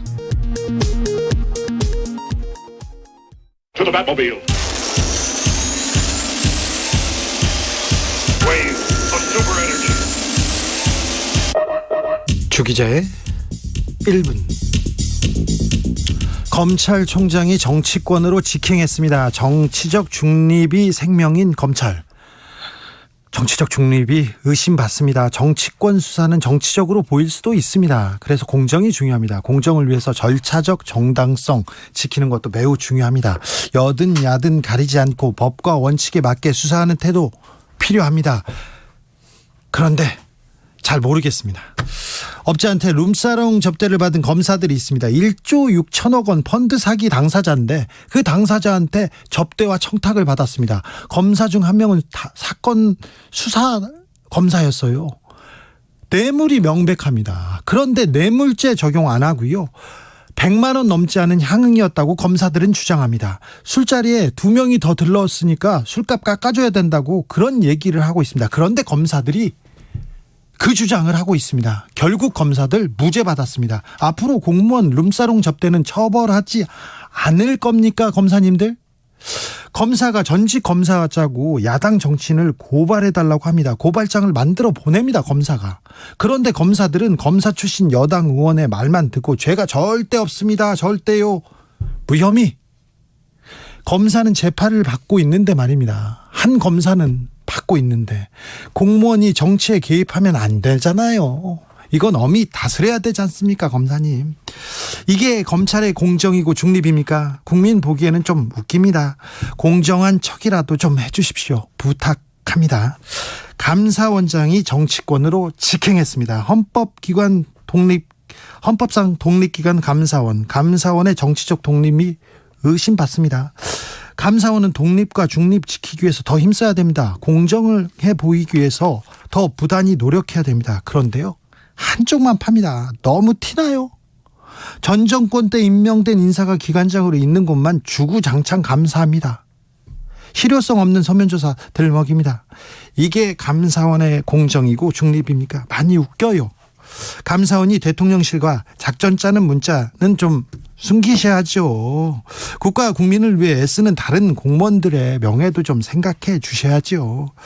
좀 공정한 척이라도 해주세요. 부탁합니다. 지금까지 주 기자의 1분이었습니다. 비, 나쁜 남자.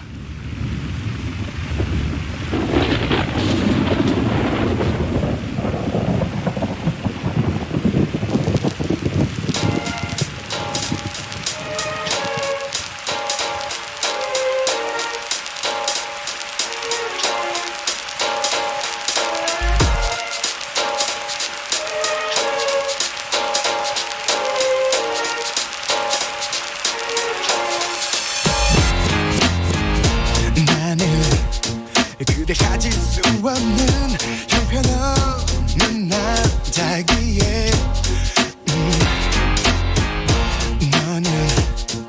넌 봐선 안 되는 아름다운 여자이기에 달려배야 깨끗이 잊어버려야 하는데 왜 그렇게 하지를 못하고 나를 좋아하게 만들고 나서야 이렇게 후회하는지 난 너에게 좋은 남자가 아니야 너에게 어울리는 사람이 아니야 난 네가 아는 그런 사람이 아니야 난 나쁜 남자야 난 나쁜 남자야 다른 많은 사람들 눈에는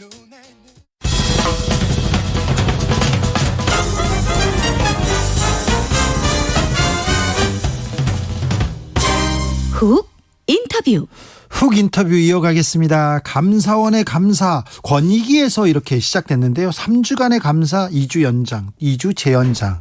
드디어 권익위 감사가 감사에 감사를 이어가다가 지난주에 종료됐다고 합니다.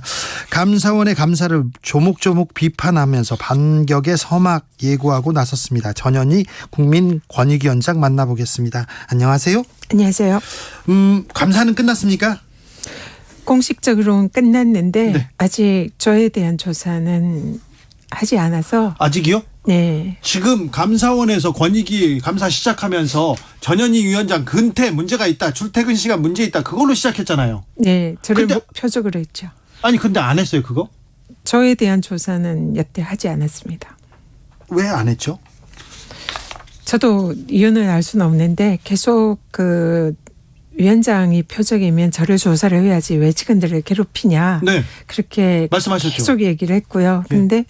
아직까지 조사를 하지 않았습니다. 그래서 제가 공문을 보내서 조사를 받겠다. 조사를 해라. 지금 이렇게 요청을 해놓은 상태입니다. 지금 조사를 계속 연장하면서 계속 지금 권익위원장 관련된 걸 풀어라 이런 얘기를 했다는 내용도 좀 나왔고요. 그 사이에 권익위 부위원장이 사퇴하기도 했는데 그러면 감사의 초점이 뭐였습니까? 감사한 이 이제 직원들 조사한 내용을 보면은 어떤 내용을 조사를 하고 있다는 게 다 드러나는데요. 네. 대부분 저에 대한 내용입니다. 예. 뭐 저의 건태 문제라든지 제 관사의 뭐 여러 가지 뭐 또 문제, 네. 비용 관리 문제, 그리고 또 유권 해석 문제, 뭐 행사 뭐 한복 문제 뭐 아무튼 이런 사소한 것들이 대부분입니다. 20년 넘게 기자 생활을 했는데 장관급 인사가 바로 저기 사무실에 출근하고 밖에 나갔느냐 아니면 바로 다른 행사장에 먼저 갔느냐 그걸 감사한다는 얘기는 처음 들어봤는데 이 근태에 대한 감사도 열지 않았고 지금 그 결론을 내지는 않았군요. 그런데요 이번 감사 권익위원장 사퇴 압박을 위한 감사였다 이렇게 얘기를 했는데 그런데 어제 기자회견에서 이 얘기 서해 공무원 피격 사건에 대한 얘기가 이 감사에서 나왔다면서요. 이건 또 무슨 얘기입니까? 네, 그 문제는 저도 전혀 모르고 있다가 네. 감사 하루를 앞둔 거의 막판에 검사 마치기 하루를 네, 갑자기 이 문제를 조사를 했다고 합니다. 서해 공무원 피격 사건에 대해서 네, 권익위를요? 네. 왜요? 뭘요? 그래서 이게 권익위에 대해서 이 사건이 2020년 9월에 발생했거든요. 네. 근데 이제 새 정부가 들어선 올해 6월에 국힘의 의원 한 분이 권익위에 서해 사건에 대해서 권익위의 입장이 뭐냐 하고 유권 해석을 요청한 적이 있습니다. 예. 그래서 이 사안은 권익위의 그 소관 법령 사안이 아니라 저희들의 유권에서 권한이 없는 사안이거든요. 네. 그리고 또 우리가 조사를 해본 적이 없어서 이 사안에 대해서 우리 권익위 실무진이 이 사안에 대해서는 권익위가 구체적 사실을 알 수가 없기 때문에 답변을 드리는데 한계가 있다. 이런 취지로 해신 답변을 해당 의원에게 네네. 보냈습니다. 예. 그랬더니 해당 의원은 이 위원장이 그러니까 이 그 현 윤 정부의 일종의 코드를 맞추지 않는다는 취지로 이런 거에 대해서 답변도 못하냐. 위원장이 권익위원장으로 있을 자격도 없다. 물러나라. 이렇게 이제 하면서 한동안 이 문제를 가지고 사퇴 압박을 엄청 많이 했었습니다. 서해 공무원 사건으로도 사퇴하라 이렇게 했었어요? 네. 유권에서 답변을 두고요. 예. 네. 그리고는 그 사안이 또 정무위에서 잇따라 그 정무위의 또 의원님이 이 문제를 삼고 또 그 와중에 이 문제와 관련해서 감사원 감사를 요청하고 수사기관에 의뢰하겠다 이런 말씀을 하시고 난 그 다음 날에 권익위의 감사가 시작이 됐습니다. 그래요? 네. 그래서 그치만 이제 사실 감사는 이제 아까 말씀드린 이런 여러 가지 건대 문제나 뭐 또 언론사 국장하고 오찬 문제 그리고 이제 제 개인적인 뭐 업추비나 카드 이런 건 뭐 2년치 다 탈탈 털었죠. 근데도 별다른 문제가 없고 깨끗하게 사셨나 봐요. 거의 이제 아무런 위법 사항이 없다고 결론이 나서 그런지 갑자기 감사를 하루 앞두고 이 사안에 서해 대해서 공무원 피격 사건 우리 담당 그 직원들을 불러서 이제 조사를 했다고 합니다. 그리고 이 사실을 비밀로 해라. 절대로 발설하지 말라. 이렇게까지 또 얘기를 했다고 하고요. 그리고는 그 감사원 조사관이 이거는 감사위원회에 올려서 수사 의뢰할 방침이다라는 얘기까지 들었다고 합니다. 그러니까 그럼 서해 공무원 사건을 가지고 지금 권익위를 검찰에 고발을 하겠다고요? 그러니까 이걸 이제 자기 그 표현은 자기들도 이건 좀 자신은 없는데 그렇게 한번 해보겠다는 취지로 얘기를 했다는 거고요. 그래서 이게 정말 뜬금없다. 감사가 지금 끝나면 그럼 검찰 수사가 시작됩니까? 감사 결과를 가지고 감사위원회에 의결을 거쳐야 되고요. 네. 감사위원회 의결을 해야 검찰 고발을 할 수가 있습니다. 네. 그래서 감사위원회 의결을 올리겠다. 그런 이제 감사원의 입장이고, 그는 이제 검찰에 대한 고발 조치를 염두에 둔 조치인 거죠. 그럼 검찰 수사도 또 이어질 것 같습니다. 그런데 그 똑같은 사안이 네. 오늘이죠. 6일 오늘 검찰에 네. 그 당시 유족 측 변호사에 의해서 네. 제가 직권남용으로 고발 조치가 됐습니다. 잠시만요. 그러니까 서해 공무원 피격 사건의 공무원 유족이 지금 전현희 위원장을 검찰 고발을 했다고요? 네, 그 사안의 근거가 뭐냐 했더니 변호사 측이 보낸 보도 자료 문자를 보니까 그 관련되어 있는 그 의원실발 그 특정 언론사의 기사를 근거로 저를 고발을 했다, 이렇게 적혀 있더라고요. 감사원 감사는 끝나도 또 검찰에서 그래서 또 계속해서 검찰에 그 조사를 하고 있으면 또 감사원이 감사한 자료를 거기에 같이 고발 조치하거나 자료 송부를 하면은 감사원과 검찰이 사실상 합동으로 저에 대해서 조사를 하는 거고, 그 단초를 제공한 것은 국민의힘 의원들인 거죠. 네. 감사 이렇게 받으면서 아유 이 자리가 뭐라고, 좀 여기에서 그만두면 편할 텐데, 그런 생각, 그런 고민 많이 들었을 것 같아요. 인간적으로 그런 생각이 들죠. 네. 이 자리가 뭐라고. 네. 이 자리 나가서 다른 일 하면 훨씬 더 편하고 돈도 많이 벌 텐데. 그러게요. 그런 생각도 하죠. 네. 전현희가 왜 그렇게 미울까요? 모르겠습니다. 제가 미운 그렇게 중요한 건지. 사람이었나요? 그건 모르겠는데요. 정무위 할 때 네? 그 국힘 의원님 한 분이 예. 이미 제자리에 올 사람이 예. 대통령 국정 철학도 잘 맞출 그런 훌륭한 사람이 내정되어 있는데 왜 자리를 비키지 않고 물러나지 않고 그 자리를 버티고 있느냐, 그런 말씀을 하셨습니다. 그 자리에 올 사람이 이미 정해져 있는 것 같습니다. 네, 네. 그렇군요.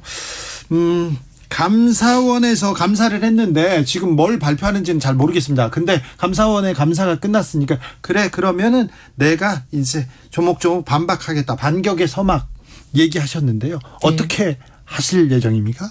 감사를 받기 시작한 때부터 감사 종료할 때까지, 그리고 지금까지 이 관련되어 있는 법적인 문제를 계속 검토를 해왔습니다. 네. 그리고 또 감사원법 관련 규칙 위반, 감사원법 위반, 그리고 관련 판례 위반, 이런 것을 꼼꼼히 다 챙겨왔는데요. 그래서 일단은 제가 감사를 받은 이 내용이 또 저에 대한 성찰을 해야 되잖아요. 제가 뭔가 불법이나 위법 사항이 없는가. 근데 이 부분에 대해서는 뭐 제가 스스로 판단은 할 수 없지만 우리 조사를 받은 모든 직원들이 위원장님에 대한 위법 사유는 없다. 예. 그래서 뭐 이런 뭐 법적인 문제가 될 만한 사유는 없다라고 우리 직원들이 뭐 모두 그렇게 얘기를 해주고 있고요. 직원들이 내부에서 네, 조사를 받은 직원들이니까 자신들이 법령에 어긋나거나 원칙대로 하지 않고 위원장이 만약 위법한 지시나 그런 부당한 불법 지시가 있었다면 직원들이 다 알잖아요. 예. 근데 그런 거에 대해서 전혀 없었고, 그래서 전혀 없었다는 걸 원칙대로 다 진술을 했기 때문에 자기들이 보기에는 아무런 문제가 없다, 그렇게 얘기를 하는데 모르겠습니다. 네. 감사원이 그걸 어떻게 이제 정리를 할지 모르겠지만 일단은 그 과정에서 감사원이 그런 법과 원칙에 정해진 절차, 이런 문제에 대한 많은 불법적인 요소가 좀 있는 것 같습니다. 그래요? 네. 감사원의 감사에 불법적인 요소가 있다, 이렇게 법률가 출신 전현희 위원장께서 지금 주장하고 계십니다. 그런데요, 유병우 감사원 사무총장이 대통령실 국정기획수석한테 이렇게 보낸 문자 메시지가 이렇게 나왔는데 그 내용 보고 어떤 생각 드셨어요? 있을 수 없는 일이다 생각합니다. 감사원은 헌법기구고요. 예. 비록 대통령 소속이지만 독립된 기관으로 중립적으로 업무를 해야 됩니다. 그래서 업무를 처리하는 과정에서 대통령실과 이런 뭐 의사소통을 한다든지 보고를 한다든지 이런 일은 있을 수가 없고요. 그래서 감사원이 대통령실과 뭐 어떤 형태든지 업무적으로 연결돼서 일을 하고 있다라는 이런 증거라고 보입니다. 그래서 이 부분은 감사원의 중립성과 독립성을 훼손하는 예. 굉장히 심각한 문제다 이렇게 예. 생각합니다. 뭐 공무원을 대상으로 합니다. 감사원은. 하지만 그런데 사정기관이고 칼을 가지고 있는 기관인데 일단 기본적으로 우리가 어떻게 하겠어요? 이거를 대통령실에다가 물어본다는 것 자체는 굉장히 부적절하고 이거 감사받을 일인데 이건 국민권익위에서는 뭘 할 수 있는 건 아니죠. 신고를 해주시면 저희들이 조사할 수 있습니다. 아, 그럴 수 있습니까? 공무원 일이니까요. 네. 좀 그랬습니다. 감사 기간 동안 굉장히 힘드셨을 거예요. 네. 7주였나요? 네. 굉장히 힘들었습니다. 힘들었을 것 같은데 건강은 괜찮으시고요? 건강이 굉장히 나빠졌습니다. 아이고 저런. 그런데 또 근태 때문에 감사를 시작했다 이렇게 들어왔는데 그게 없으면 다른 사람 이렇게 하면서 계속 이렇게 감사를 이어갑니다. 검찰이랑 경찰이면 어떤 혐의로 수사를 하다가 없으면 별건 수사로 이어가는 거하고 비슷하다 이렇게 생각이 되는데 네. 제가 생각하는 게 맞습니까? 네, 맞습니다. 이렇게 되면 이거 감사가 그렇게 하면 안 되는 거잖아요. 그렇게 하면 안 됩니다. 그리고 감사원법 관련 규정이나 이런 게 약간 허술하기는 하지만 그래서 네. 이번 기회에 좀 법이 개정이 될 필요가 있다 생각하는데요. 그렇지만 현행법으로도 예. 지금 뭐 별건 감사라든지 그리고 이런 강압적인 적법 절차 위반 감사라든지 이런 것은 할 수가 없는데요. 그런 부분에 있어서 많은 좀 감사원의 그런 불법성이 있지 않았나 싶습니다. 감사원의 감사 중에 가장 큰 문제는 뭡니까? 일단 먼저 감사 개시를 하려면은 네. 이번 권익위 감사는 네. 제가 정권 초반에 이 사실 대통령부터 시작된 온 정권 핵심 실세들의 물러나라 그랬죠. 사퇴 압박을 받고 있는 중이잖아요. 예. 그런 기관장을 타겟으로 표적 감사를 한다는 것은 누가 봐도 이거는 사퇴 압박 표적 감사로 의심이 될 수 있는 사안이고 예. 매우 중요한 사안일 수 있습니다. 감사원의 중립성이 의심이 되는 그런 중요 사안에 대해서는 반드시 감사위원회 의결을 거쳐야 되고요. 감사위원회 의결 안 고쳤습니까? 감사위원회 의결을 거치지 않고 느닷없이 아무런 사안도요? 예고 없이 감사를 시작했습니다. 그래서 현재 서해 사건 감사와 권익위 감사가 감사위원회 의결을 거치지 않은 감사이기 때문에 위법하다 이런 지적들을 전문가들이 많이 하고 있고요. 네, 절차적 중립성, 절차적 공정성 이런 것도 중요한데 네, 이 맞습니다. 부분, 네. 그리고 감사원은 감사를 하는 도중에 정보나 감사 자료를 많이 획득을 해서 피감사 대상에 대한 많은 그런 자료를 가지고 있잖아요. 예. 그러면 감사원법 관련 규칙에 따르면은 이 피감 도중에 획득한 정보라든지 자료들은 해당 감사에만 활용하고 다른 데는 사용하지 안 되죠. 못하도록 규정이 되어 있습니다. 네. 근데 감사원이 권익위 감사를 하면서 아까 뭐 근태 문제라든지 우리 직원에 대한 뭐 수백 건의 출장비 횡령 의혹이 있다라고 언론에 막 누설을 한다든지 또 오찬 사건에 대해서 청탁금지법 뭐 이런 뭐 사유가 있다든지 이런 거를 그리고 저에 대한 룸사롱에서요 100만 원 이상 이렇게 청탁받지 않으면 괜찮아요. 이제 검찰이 네. 그런 또 선례를 만들어놨습니다. 그래서 저에 대한 그런 좀 망신 주기식 네. 많은 정보를 외부에 많이 흘렸는데요. 이런 것도 명예훼손죄를 구성하기도 하지만 감사원 관련 규정 위반입니다. 아, 네. 그래서 이런 내용들이 꽤 많이 있습니다. 자, 문재인 정부가 끝나고 윤석열 정부가 왔다. 그러니까 정치 도의상 물러나는 게 맞다. 이렇게 권성동 의원도 얘기하고 자 이제 자리를 비워줘야 되는 거 아니냐. 이렇게 주장하는 윤석열 정부 사람들이 많습니다. 이런 분들한테는 어떤 목소리로 답해 주시겠습니까? 네, 저도 그러고 싶습니다. 정말. 근데 제가 그러지 못하는 이유가요. 예. 국민권익위는 감사원처럼 부패 방지 업무를 하는 네. 독립적이고 중립기관입니다. 예. 그리고 법률에 임기가 정해져 있어요. 예. 위원장의 신분 보장도 되어 있고요. 정치적으로 중립 지켜라, 독립 지켜라 그렇게 임기를 준 거죠. 네, 그래서 감사원장을 정치권에 물러나라 할 수 없듯이 권익위원장도 법률적으로는 물러나라 해서는 안 됩니다. 네. 그렇게 하는 것은 오히려 법치주의 위반이거든요. 예. 그래서 권익위의 독립성과 중립성을 지키고 법치주의를 지키기 위해서 네. 사명감으로 이 자리에 지키고 있는 겁니다. 알겠습니다. 네. 사명감으로 네, 임기를 채우십니까? 네, 그렇게 할 예정입니다. 알겠습니다. 네. 몸은 챙기십시오. 네. 네, 건강 챙기시고요. 네, 여기까지 들을까요? 네. 전현희 국민권익위원장 이야기였습니다. 네, 감사합니다. 고맙습니다. 정치 피로, 사건 사고로 인한 피로, 고달픈 일상에서 오는 피로. 오늘 시사하셨습니까? 경험해보세요. 들은 날과 안 들은 날의 차이. 여러분의 피로를 날려줄 저녁 한 끼 시사. 추진우 라이브.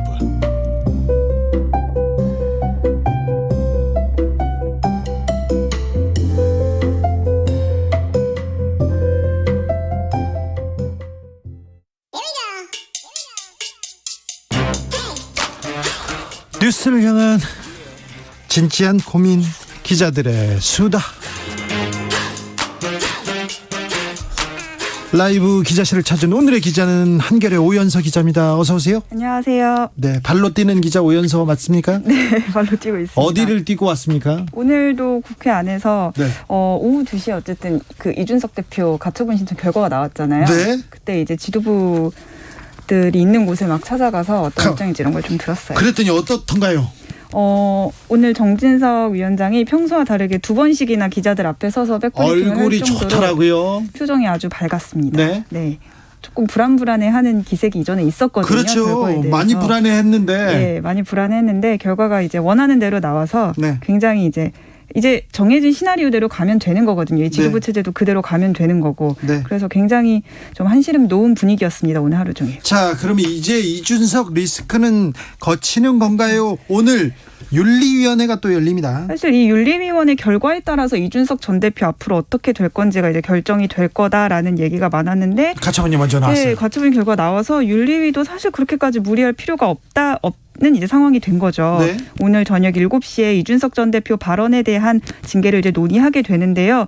이 자리에서는 이제 권성동 전 원내대표의 징계 절차도 개시가 돼서 징계 수위가 결정될 예정입니다. 8월 달에 이제 당 연찬회에서 금주령이 내려진 당 행사인데도 음주를 하고 노래하는 모습이 커뮤니티를 통해 공개가 돼서 이제 노래 열심히 부르더라고요. 징계 절차가 개시된 건이었었고요. 권성동 의원은 아마 출석을 할 걸로 보입니다. 권성동 의원은 관심 네. 없고요. 뭐 징계를 한다고 해서 그분 자리가 뭐 위태롭거나 뭐 달라지진 않을 텐데 이준석 전 대표 징계 수위는 어느 정도 될까요? 일단 이제는 뭐 걱정할 것도 없고 그냥 때릴 거다 이런 얘기도 하더라고요. 네, 크게 이제 윤리위에서도 부담을 갖고 있는 게 없죠. 왜냐하면은 이전에는 이제 윤리위의 결과에 따라서 이준석 전 대표가 이제 당에서 사실상 축출이 되느냐 안 되느냐의 상황이었지만 이제 뭐 정리가 된 상태이기 때문에 징계 수위에 대해서는 여러 가지 얘기가 나오고 있고요. 근데 이제 이준석 전 대표가 이전에 7월에 이미 당원권 정지 6개월 징계를 받았는데 추가 징계는 이거보다 더 무겁게 나와야 되거든요. 그래서 이제 초반에 탈당권이나 제명 이런 중징계가 나올 거다라고는 했지만 지금 이미 징계 절차 개시된 것도 좀 무리수라고 보는 분위기가 있기 때문에 적당하게 그냥 당원권 정지 기간을 좀 늘리는 선에서 징계가 나오지 않겠냐라는 얘기가 당내에서 많이 나오고 있습니다. 당원권 정지 기간을 늘린다. 그러면 차기 당권 그러니까 대표를 뽑는 선거 때까지는 이준석 전 대표는 전혀 복귀를 못하고. 그럴 것 같습니다. 왜냐하면 지금도 1월까지가 당원권 정지인데 여기서 뭐 한 달을 때릴 일은 없으니까요. 뭐 다음 전당대회가 한 1월이나 2월 이쯤에 열린다고 생각을 하면 그때도 당원권 정지가 된 상태면 출마가 어렵죠. 굳이 뭐 당에서 쫓아낸다 이렇게 또 탈당이나 제명 뭐 이런 것까지 가지 않고 몇 개월만 연장해도 이준석은 당권 경쟁에 도움이 되지 않는다. 뭐 그런 판단이 나오겠네요. 네. 제가 오늘 국민의힘 분한테 전화를 했는데 이제 시원하게 이제 이준석 뭐 때리면 되는 거 아니야 그 얘기를 제가 전해드리려고 때린다 이런 좀 속어를 사용했습니다. 제 사과드립니다. 네. 바로 사과합니다. 저는. 자, 그런데 이준석 전 대표가 조금 조용하더라고요. 오늘 입장은 냈어요. 바로 이제 곧장 낸 거는 뭐 법원의 판단을 존중하고 뭐 고독하게 제 길을 가겠다라고 했는데. 네, 알겠어요. 고독하고는 거리가 먼 분인데 고독하게 가겠다고 하네요. 일단은 조금 당황한 듯 하지만 법원의 결정에는 좀 따르겠다는 좀 겸허한 태도를 좀 보여주려고 한 것 같습니다. 그렇습니다. 속보 말씀드립니다. 윤 대통령 기시다 일본 총리가 5시 35분부터 25분간 전화 통화했습니다. 그리고 태국 어린이집에서는요, 총기 난사로 34명이 사망하는 사고가 발생했습니다. 용의자는 전직 경찰이었다고 합니다. 내일 저희가 또 자세하게 분석해 보겠습니다. 국민의힘은 그래가지고 지금 이제 좀 표정이 밝아졌어요, 사람들이? 네, 많이 밝아졌어요. 몇 군데 이제 전화를 돌려봐도 목소리도 굉장히 밝고, 네. 아주 이제 한시름 놓았다는 분위기가 느껴졌습니다. 알겠어요. 네. 그런데요, 어제 유병호 감사원 사무총장 문자 메시지 있잖아요. 네. 그 부분 어떻게 된 겁니까? 국회에서는 또 어떤 얘기 왔다 갔다 합니까? 네, 기자로서는 상당히 좀 분노하는 포인트인데, 저희 기사에 대한 그 해명이 네. 이제 뭐 말도 안 되는 소리의 취지로 해명 나갈 거다, 이렇게 이제 문자 메시지 보낸 게 좀 공개가 됐어서. 그러니까요. 민주당에서는 감사원발 국정농단이라고 지금 표현을 하고 있습니다. 이른바 유병호 이관섭 커넥션으로 불거진 감사원 독립성 훼손 논란이다, 이렇게 좀 표현을 하고 있는데요. 네. 지금 유병호 사무총장의 즉각 해임을 좀 요구하고 있는 상황이고, 네. 또 감사원 독립성 훼손으로 감사원법을 정면 위반했기 때문에 구속 수사해야 된다. 구속 수사 안 하면 국정조사도 추진할 거다, 이렇게 지금 강하게 공세를 펼치고 있습니다. 이거 사실 굉장히 조금 중요한 사건이에요. 네. 감사원은 헌법상 독립기관이라고 대통령이 말했는데 그 다음 날 아니야, 우리는 대통령실에 이거 언론 관련된 것도 보고하는 그런 기관이야, 이렇게 이게 나왔잖아요. 이거 큰일인데 대통령의 입장은 조금 의아했습니다. 네, 좀 무겁게 받아들여야 될 사안이긴 한데요. 오늘 도어 스태핑에서 한 입장은 감사원의 업무에 대해서는 대통령실이 관여하는 것이 법에도 안 맞는다, 그런 무리를 할 필요도 없다라고 하면서 이제 불거진 무리를 했잖아요. 그런데 네, 하명감사 논란에 대해서는 그냥 딱 선을 긋는 그런 모양새였습니다. 무리를 했잖아요. 국민들이 보기에 이 감사원을, 이 감사를 어떻게 생각하겠어요? 이 감사원 다 윤석열 정부의 조직 아닙니까? 윤석열 정부 이거 뭐 어떻게 생각하겠습니까? 윤석열 정부의 기강을 잡아야죠. 다른 공무원들은 열심히 일하고 있는 공무원들, 이게 정치에 코드 맞추는 거야, 이거 이렇게 의심받는 거 아닙니까? 네, 지금 이미 그 사진 공개로 인해서 감사원에 현재 지금 계속 논란들이 있었잖아요. 네. 뭐 표적 감사라든지, 뭐 최근에 서면 감사를 시도했던 거라든지, 뭐 이런 것들에 대한 논란이 있는 상황에서 이런 사진이 공개됐기 때문에 감사원이 좀 어떻게 운영되고 있는지 이런 거에 대해서 대통령이 좀 더 관심 있게 좀 심각하게 살펴봐야 되지 않나라는 생각이 듭니다. 네, 뭐 피해 갔을 거라는 생각은 듭니다만 굉장히 무겁게 받아들여야 할 그런 사건입니다. 맞습니다. 이 문제는 그냥 이렇게 좀 곤란하면 지나갈 만한 사건이 아니라, 유병호 사무총장과 이관섭 수석은 뭐 정치자분들은 잘 모르실지 모르지만 지금 대통령실에서 가장 일을 많이 하고 있는 왕수석이라고 불리는 굉장한 힘이 있는 사람입니다. 실세입니다. 누구한테 일이 안 되지 그러면 그거 이관섭한테 가서 얘기해봐. 이관섭이 할 거야. 이런 얘기를 여권에서, 대통령실 주변에서 하는 그런 분입니다. 자, 어떻게 추진할지, 어떻게 이제 이 일을 처리할지 또 지켜보겠습니다. 네. 국감이 계속되는데요. 어떤 상임위가 뜨겁습니까? 오늘은 과방위 과학방송위원회 국감이 굉장히 뜨거웠습니다. MBC 때문에요? MBC 국감이라고도 불렸어요. 오늘 국감이. 네. 윤석열 대통령 비속어 영상을 이제 보도해서 지금 여당의 질타를 이제 많이 받고 있는 MBC에 대해 MBC란 이름이 여러 번 좀 거론이 됐었고요. 다른 언론사들은 좀 서운해요. 우리도 다 보도했는데 우리는 왜 안 그러고 MBC만 챙겨? 막 이렇게 생각하는 사람들도 진짜 있습니다. 진짜 있어요. 언론은 이렇게 좀 탄압받는다 하면 잘 된다, 이런 또 얘기도 있고 관심도 많이 받거든요. 약간 MBC가 보도를 해서 다른 언론사들이 따라서 보도했다, 이런 식으로 이제 여권에서 좀 주장을 하다 보니까 그거에 대한 좀 기자들의 좀 말이 안 되죠. 예, 분노나 이런 건 좀 있습니다. 대통령실 풀단, 그러니까 기자들이 접근할 수 있는 몇몇 기자, 몇몇 카메라만 두고 이거 공동으로 취재하는 건데 왜 MBC가 취재한 걸 우리가 받아 쓴 것처럼 보느냐. 이건 좀 약간 좀 그렇죠. 네, 그런 식의 주장을 좀 지도부가 펼친 적이 좀 있었어서 예? 오늘 상임위 오늘 국감에서도 계속해서 얘기가 이어졌는데, 뭐 김영식 국민의힘 의원 같은 경우에는 공영방송이 아니라 진영방송 MBC다 이렇게 부르기도 해서 좀 지어 나왔네요. 네. 네, 굉장히 좀 강한 워딩이 좀 나왔었습니다. 네. 진영 논리에 매몰돼 뭐라고 했어요?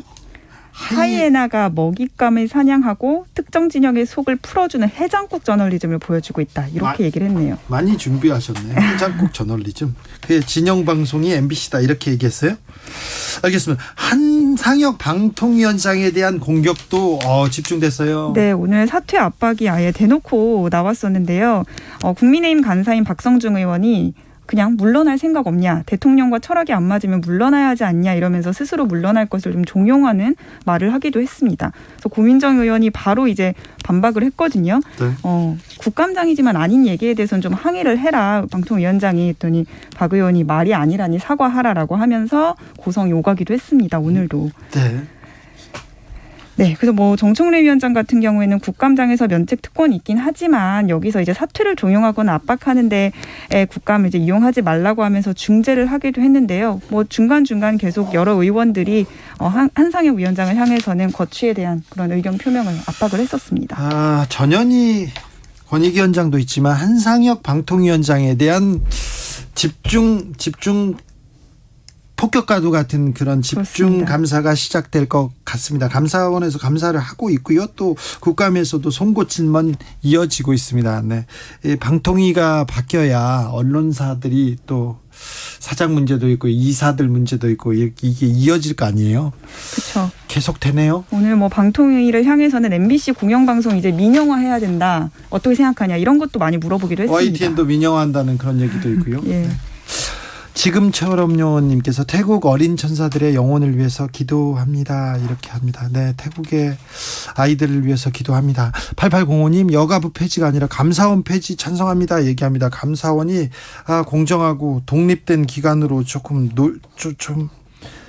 거듭나야 될 텐데 걱정하는 국민들이 많다는 것도 좀 헤아려 주십시오. 기자들의 수다 한결의 오연서 기자였습니다. 감사합니다. 교통정보센터 다녀오겠습니다. 오수미 씨.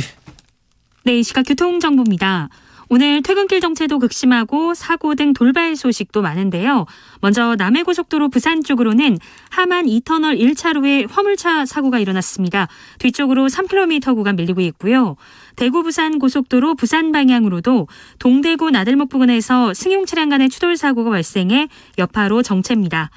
호남고속도로 지선 논산 쪽으로는 유성 부근 1차로에 사고가 났는데요. 여파로 2km 밀리고 있습니다. 수도권 제1순환고속도로 판교 일산 방향은 안현분기점 부근에서 화물차 사고가 일어났습니다. 지장을 받아 조남분기점부터 안현분기점 쪽으로 속도가 뚝 떨어져 있고요. 반대편으로는 일산부터 송내 쪽으로 19km 구간 정체의 길이가 더 길어졌습니다. 지금까지 KBS 교통정보센터였습니다.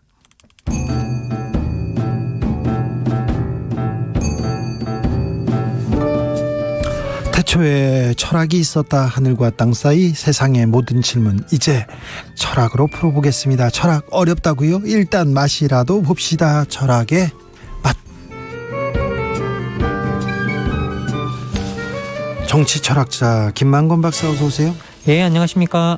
조영군 소셜랩 접경지대 소장 어서 오세요. 예, 안녕하세요. 네, 집은 다 지으셨죠? 예, 다 지었습니다. 전 국민이 같이 집을 짓고 있습니다. 그래서 새 집에 들어가니까 예. 좋습니까? 예, 좋습니다. 네네. 집 앞에서 막 바베큐도 해 먹고. 지금 바베큐 할 그늘막을 만드는 중입니다. 그래서 그늘막도 막 태워 먹고. 예. 네. 고기만 태워야지 안 되네요. 지난번에 비건 했는데 지금 고기 구워 먹는 얘기 하시면 어떡합니까? 먹어야죠 또. 그래서 일부러 얘기했습니다. 예. 자. 윤석열 차 논란이 지금 이어지고 있는데 어떻게 보십니까, 박사님? 아니 뭐 이게 왜 논란이 되나 싶은 논란인 것 같고요. 네. 이게 뭐 모든 민주국가에서 보장하는 것들이 이 정치 권력에 대한 어떤 자유로운 비판이고, 예. 그 어떤 그런 자유로운 비판들이 뭐 권력의 부패나 그리고 아니면 뭐 권력이 어떤 극단적으로 흘러가는 걸 막는 하나의 기제고. 그리고 또 이게 일종의 카툰, 뭐 만평이잖아요. 그리고 이게 뭐 이런 것들은 다 풍자가 다 기본이고. 그렇죠. 예, 그런데 이걸 뭐 굳이 문제 삼아서 이렇게 이야기하는 것 자체가 이걸 뭐 경고를 날리고 정부가 이러는 게 너무 좀 이상한 광경이다, 기이한 광경이다. 예, 저는 그렇게 말씀드리고 싶습니다. 예. 우리 대통령께서 그 작년에 대선 경선 과정에 그럼요, 예. 주기자가 간다라고 하는 프로그램에. 저 아닙니다. 예, 다른 주기자. 옛날에는 주기자 하면 다 저 얘기했는데 예, 요새는 예. 저는 그러게 말입니다. 그러니까 이게 참 이게 좀 말씀드리고 아쉽네요. 나서 보니까 그러네요.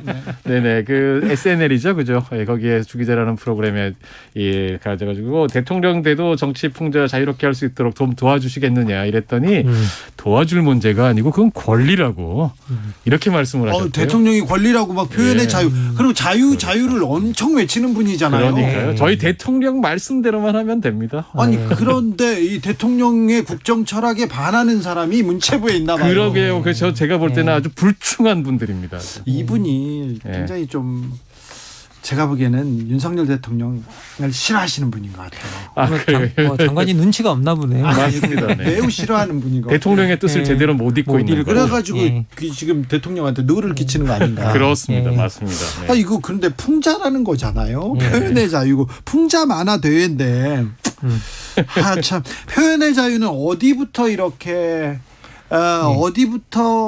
어디까지로 이렇게 봐야 될까요?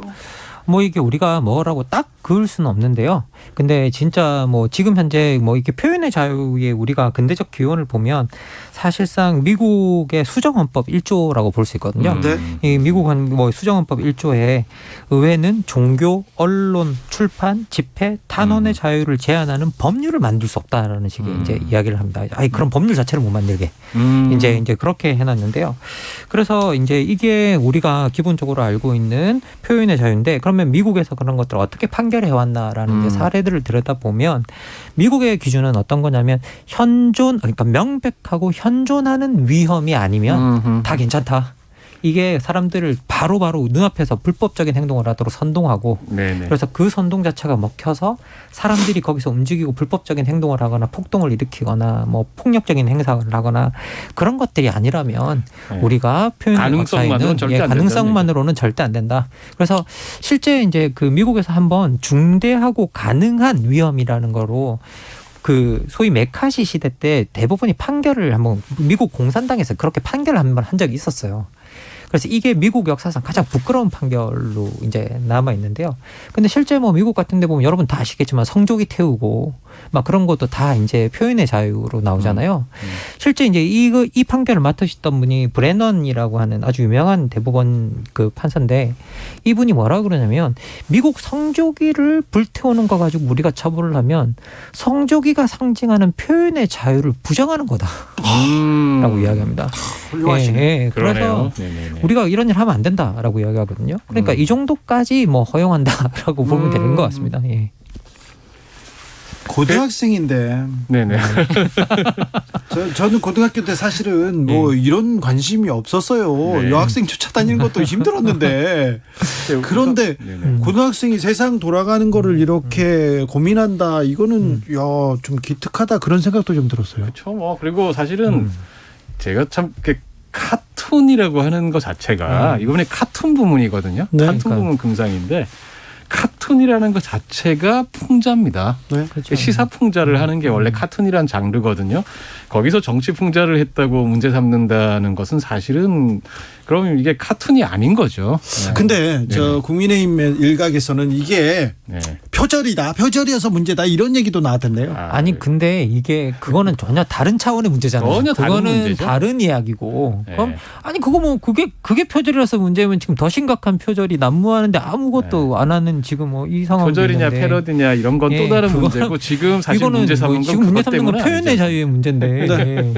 또 그렇게 얘기를 하더라고요. 차원 자체가 다른 문제라 이건 제가 볼 때는 제가 볼 프레임 때는 변경인 것 같아요. 표현의 자유라고 하는 거에 대한 비판이 너무 심하니까 지금 아마 좀 방향을 슬쩍 돌리면서 그러니까 프레임을 바꾸는 프레임 전쟁을 하는 그런 식의 이야기일 것 같은데 이건 전혀 딴 이야기고 저는 이제 오히려 사실 우리가 생각해야 될 거는 당연히 표현의 자유라고 하는 것은 폭넓게 가급적이면 폭넓게 우리가 인정해야 되는 것이 맞는 것이고 조금 전에 말씀하신 것처럼 현존하는 명백한 위협이 아닌 한은 적어도 가능성만으로는 절대로 제한해서는 안 되는 건 맞는데 오늘날 사실은 우리가 또 다른 쟁점이라고 하는 것은 사실은 혐오 표현의 자유라고 하는 게 문제가 됩니다. 그렇죠. 이게 그렇죠. 혐오는 안 되지 않습니까? 그렇습니다. 네네. 그래서 이제 우리가 예를 들면 소수인종이라든지 약자들, 뭐 여성, 그 다음에 뭐 장애인 등등 여러 다른 사람들에 대해서 그 사람들이 가진 어떤 특성에 대해서 그걸 가지고 비난을 하고 어떤 폭력을 부추기고 선동하고 이런 정도의 표현들이 있잖아요. 그건 안 되죠. 과연 이 표현을 우리가 어느 정도까지 이 용인할 수 있느냐. 표현의 자유와 어떻게 이거를 균형을 맞출 거냐라고 하는 것은 사실은 우리에게 지금 닥쳐진 숙제입니다. 예. 그런데 이거는 어디까지나 조금 전에 말씀드린 이런 것들은 소위 말하는 사회적 약자들이죠. 이를테면 대통령이라고 하는 사회적 최강자에 대한 풍자의 문제는 아니라는 것입니다. 네, 실제 뭐 우리가 이렇게 그 각도를 좀 잘 봐야 되는 것 같은데요. 우리가 정치에 대해서 정치의 권력을 얼마나 잘 풍자할 수 있는가는 사실은 표현의 자유가 얼마나 잘 허용되는가에 관한 잘 작동하고 있는 척도입니다. 그런데 반대쪽으로 우리가 생각했을 때 사회적으로 사회적 소수자나 약자들을 혐오하고 차별하는 어떤 그런 표현을 쓰는 것 자체는 사회의 가치가 얼마나 낙후되어 있는가를 보여주는 또 일종의 척도이기도 합니다. 네. 그래서 우리가 실제로 이거는 좀 각도를 좀 잘 봐야 될 것 같고요. 그리고 기존의 표현의 자유라고 했을 때 그거는 사회적 약자를 혐오할 자유를 이야기했던 게 아니라 권력이 개인들이 권력을 맞습니다. 비판하는 것에 대해서 그걸 하지 못하게 막는 걸 두고 표현의 자유라고 불렀습니다. 예. 흑백 논리라고 볼 수도 있는데 지금 혐오의 시대인 것 같아요. 그래서 그러게요.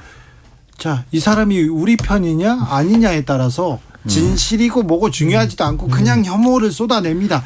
이걸 어떻게 해야 될까요? 이 사회를 어떻게 조금 밝게 조금 따뜻하게 만들 수 있을까요? 이게 사실 뭐 갑자기 이야기의 각도가 좀 바뀌는 것 같은 느낌은 좀 드는데 이게 그 사실을 인정한다라는 건 사실 모든 정치가 돌아가는 가장 기본입니다. 기본이죠. 예, 사실해야죠. 예. 그러니까 이게 근데 최근에 우리가 좀 겪고 있지만 함께 보고 들었는데 정치적 입장에 따라 다르게 보고 듣는 일들이 일어나는 거죠. 그러면 이게 원래 함께 듣고 보는 일을 왜 중요시했냐면 함께 듣고 보면 이건 정말 부정할 수 없는 사실이기 때문이었는데 사실이 중요하고 진실이 중요하잖아요. 예. 그런데 이제는 그것도 입장에 따라 다르게 듣는 사람들이 나타나기 시작하고 그리고 같은 진영인데도 이야기를 다르게 들어요. 얼마나 또 거기에 경도돼 있는 나라 단어가 다르게 들리는 거죠. 그러면 이거는 사실이 부정되면 정치에서 공통적인 걸 만들어낼 수가 없습니다. 공통의 기반이 없는 거잖아요. 지금 사실이 중요하지 않고요. 상식이 중요하지도 않아요. 어떻게 합니까? 그래서 이제 우리가 이거는 특히 지금 정치인들 중에서도 사실에 기반하지 않고 자기 입장에 따라서 이야기하는 사람들이 계속 나오고 있는데요. 제가 뭐 이거는 말씀드리는데 이거는 유권자들이 이런 정치인들은 걸러내야 됩니다. 선거에서. 사실을 부정하는 정치인들은 정치를 망치는 사람이고 체제를 망치는 사람입니다. 그래서 민주 정치를 사실은 부정하는 겁니다. 그게 사실을 부정하는 게.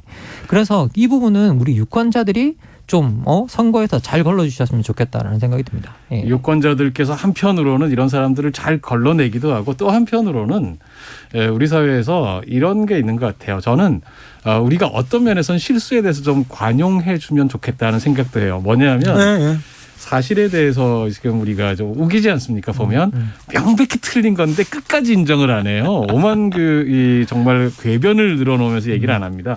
사실은 한마디 그냥 사과하면 되잖아요. 내 그 말 사실은 XX 그 말 내가 사실은 미안하다. 어떻게 하다 보니 실수하다. 이렇게 하면 되잖아요. 그런데 그렇게 하면 이게 지는 거라고 생각을 합니다. 왜 사실을 인정하고 사과하는 게 지는 거라고 생각할까요? 지는 게 아닌데요. 저희가 정말 한번 이렇게 좀 해봤으면 좋겠어요. 그렇게 자기 잘못에 대해서 깨끗하게 사과하는 사람이 있으면 엄청 박수 쳐주는 거예요. 잘했다고. 사실 너무 당연한 건데. 저 아까 이준석 징계를 이렇게 구하다를 때리다라고 얘기를 했는데 제가 정치인한테 때리다는 얘기를 들어가지고 그렇게 전하다가 저 바로 사과했습니다. 아우 잘하셨습니다. 잘하셨습니다. 죄송합니다. 아니 뭐 이렇게 저희들도 뭐 방송하다가 저희들이 쓰고 싶지 않은 표현들을 쓸 때가 있어요. 그럼요. 뭐 어떤 우리가 방해가 된다라는 걸 우리가 뭐 장애물이라는 식으로 표현한다든지 그것도 그런 식으로 저도 표현하는 때가 있거든요. 그러면 나가고 나면 바로바로 후회가 돼요. 그리고 그때는 또 내가 자각을 하지 못했구나라는 생각이 들 때가 있고 제가 또 이렇게 이야기하는 것도 실제 제가 이 주진우 라이브에서 그 표현을 한번 쓴 적이 있어요. 그리고 나가고 난 다음에 너무 그 표현을 한 게 내가 무의식 중에도 그 표현을 썼구나라는 생각이 좀 들어서 그래서 누구나 다 실수는 합니다. 네, 근데 그렇습니다. 그 실수를 인정하고 반성하는 과정이 중요하고요. 그렇죠. 예, 네. 그거를 잘하는 정치인이 좋은 정치인이라는 생각. 그리고요, 사람 사이의 관계에서도 잘못했다, 미안하다는 얘기를 빨리 하지 않습니까? 그 사람이 그렇게 비난받지 않고요, 오히려 맞아요. 더 높게 평가받기도 해요. 그 정말 좋은 건데 사실 저도 그렇거든요. 이게 뭐냐면 그때를 놓쳐버리면 나중에는 사과를 하기도 미안해져요. 점점 이상해집니다. 이게 그러니까 사실은 우리가 사과 잘하는 문화, 사과하는 사람들의 그 용기를 칭찬해주는 문화. 네. 이거 저희가 좀 북돋우자. 이런 말씀 드리고 싶네요. 이게 사과 잘하는 문화 뭐 이렇게 말씀을 해주셨는데요. 이 떠밀려서 사과를 하게 되면 사람들이 사과의 진실성에 대해서 의심을 하게 되잖아요. 그래서 그러게 자꾸 말이에요. 그 말씀하신 대로 네. 시간이 지나면 지날수록 그래서 사과를 하기도 어려워집니다. 그러니까 그래서 말이에요. 적합한 때에 빨리빨리 이게 사과를 잘하는 것도 되게 중요하고요. 그러게요. 그리고 이게 사실 이번 같은 경우에는 그렇게 심각한 사과일 필요도 없었다고 생각하거든요. 이게 무슨 뭐 도대체. 그냥 내가 무의식 중에 그런 말이 나왔다. 그러면 내가 이 부분에 대해서는 이렇게 제안을 못했고 내가 잘 통제하지 못해서 되게 국민들에게 송구하게 생각한다. 그 정도면 끝났을 일이라고 저는 생각이 들어요. 그러게 말입니다. 근데 그 말 한마디로 만약에 그 얘기가 나왔다면 하면서 오히려 국민들이 박수 쳤을 수도 있어요. 그러게 말이에요. 그런데 왜, 이게- 왜 이렇게 가고 있는지 이걸 이해할 수 거의 없습니다. 2주째 막 이야기를 하고 있잖아요. 전 국민이 이걸 2주째 이야기하는 데는 이런 상황이 만들어지는 것 자체가 되게 좀 잘못됐다고 생각하고요. 그리고 저는 이번에 이 사태가 뭐냐면 아까도 말씀드렸다시피 사실의 영역을 의견의 영역으로 정치인들이 바꿔놓은 거예요. 이거는. 그러게 말이에요. 그냥 사실이 의견이 돼버리면 계속 말씀드리지만 정치에서는 의견은 갈리니까 공통적인 게 만들어질 수 없습니다. 맞습니다. 사실을 인정해야 우리가 공통적인 걸 만들고 뭐가 우리가 잘못됐다는 것도 알고 뭐가 바르다는 것도 아는데 사실 자체가 의견이 돼버리면 그때부터는 옳고 그른 문제는 아무것도 없습니다. 근데 아리스토텔레스 때부터 정치는 뭐냐? 우리가 어느 정도의 옳고 그름을 따지는 일이거든요. 그러면 그 활동 자체를 못하게 됩니다. 그래서 이 부분은 정치인들이 조금 진짜 반성해야 되는 부분이 아닌가라는 생각이 듭니다. 예. 정치인들은 반성을 잘 안 합니다. 반성하는 거 보셨어요? 언론이 잘못한 것으로 지금 이렇게 아니, 얘기하고 언론 보도에 책임을 넘기는 걸 보면 그것도 좀 황당하고요. 예. 그리고 이 실제 우리가 들여다봤을 때 우리가 아까도 말씀해 주셨지만 이게 대통령이 후보 시절에 언론중재법 이야기할 때 아니 언론중재법이 만들어지면 이게 언론이 제대로 된 보도를 못할 거고 그리고 거기다 그런 사실을 제대로 밝히지 못하면 권력을 견제하지 못할 거라고 자기 스스로 그렇게 말씀을 하셔놓고 지금 이런 상황이 만들어지는 것 자체는 저는 이게 좀 너무 앞뒤가 맞지 않는다. 대통령께서 그 후보 시절부터 그 선택의 자유라는 걸 엄청 강조하셨잖아요. 선택의 자유를 본인이 이렇게 제안해놓고 여기까지는 자유고 여기부터는 안 된다라고 그렇게 하시면은 자가당착이죠. 6175님께서 또다시 고민하게 됩니다. 윤석열 대통령이 외치는 자유는 무엇인가요? 누구 것인가요? 그냥 저는 약간 최근에 말씀하시는 자유의 패턴은 권력 있는 사람의 자유 그리고 경제적으로 부유한 사람의 자유라는 느낌이 들 때가 많습니다. 저는 솔직히. 그럴 때 약육강식 이거 바로 생각나는데. 아니시라고 믿어보겠습니다 한번. 그래서 저는 아니었으면 좋겠습니다. 제가 착각하는 거면 좋겠다. 네. 아니시겠죠. 네. 풍자 만화 뭐라고 고등학생이 이렇게 얘기한 건데 그걸 가지고 또 어른들이 또 싸우고 이게 잘못됐다 아니다 뭐 의도가 다르게 됐다 왜 이런 거를 상을 줬냐 이거 싸우는 것 자체가 지금 고등학생들한테 보기 좀 면목이 없어요. 그러게요. 아니 이게 생각해 보면 우리 미래 세대들한테 뭔가 미래 세대들이 문제다라고 지적하는 기성세대들의 가장 큰 잘못은 본보기를 제대로 하나도 보여주는 것 없는데 그냥 성장하는 세대들이 잘못됐다고만 비판만 하는 그런 느낌이 들 때가 많거든요. 뭔가 우리가 제대로 행동하고 제대로 뭔가 본보기가 되면서 뭔가 우리가 서로 대화를 했으면 좋겠는데 그런 것도 아니라는 게 참 문제라는 생각이 지금 듭니다. 국감장에서 뭐 장관과 그다음에 의원들 여야가 붙어가지고 거의 말싸움에 절대 지지 않으려고 계속 왔다 갔다 합니다. 절대 질 수 없어. 너한테는 질 수 없어. 이렇게 하고 또 비서고 난무합니다. 이거 아이들 보여주기 좀 부끄러워요. 저는 그 점에서는 우리 지지자들, 그러니까 우리 정치 유권자들께서도 우리 편이 꼭 이겨야 된다. 왜 물러서냐.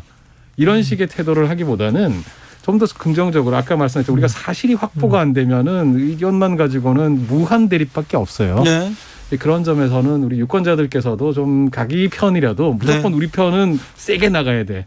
왜 저런 식으로 약하게 해 이렇게 하지 마시고. 그렇죠. 잘못한 건 잘못했다고 해야죠. 그렇죠. 합리적인 이야기를 하는 사람들에게 힘을 좀 실어주시면 고맙겠습니다. 합리적인 사람들, 이성적인 사람들이 점점 설 곳이 없어요.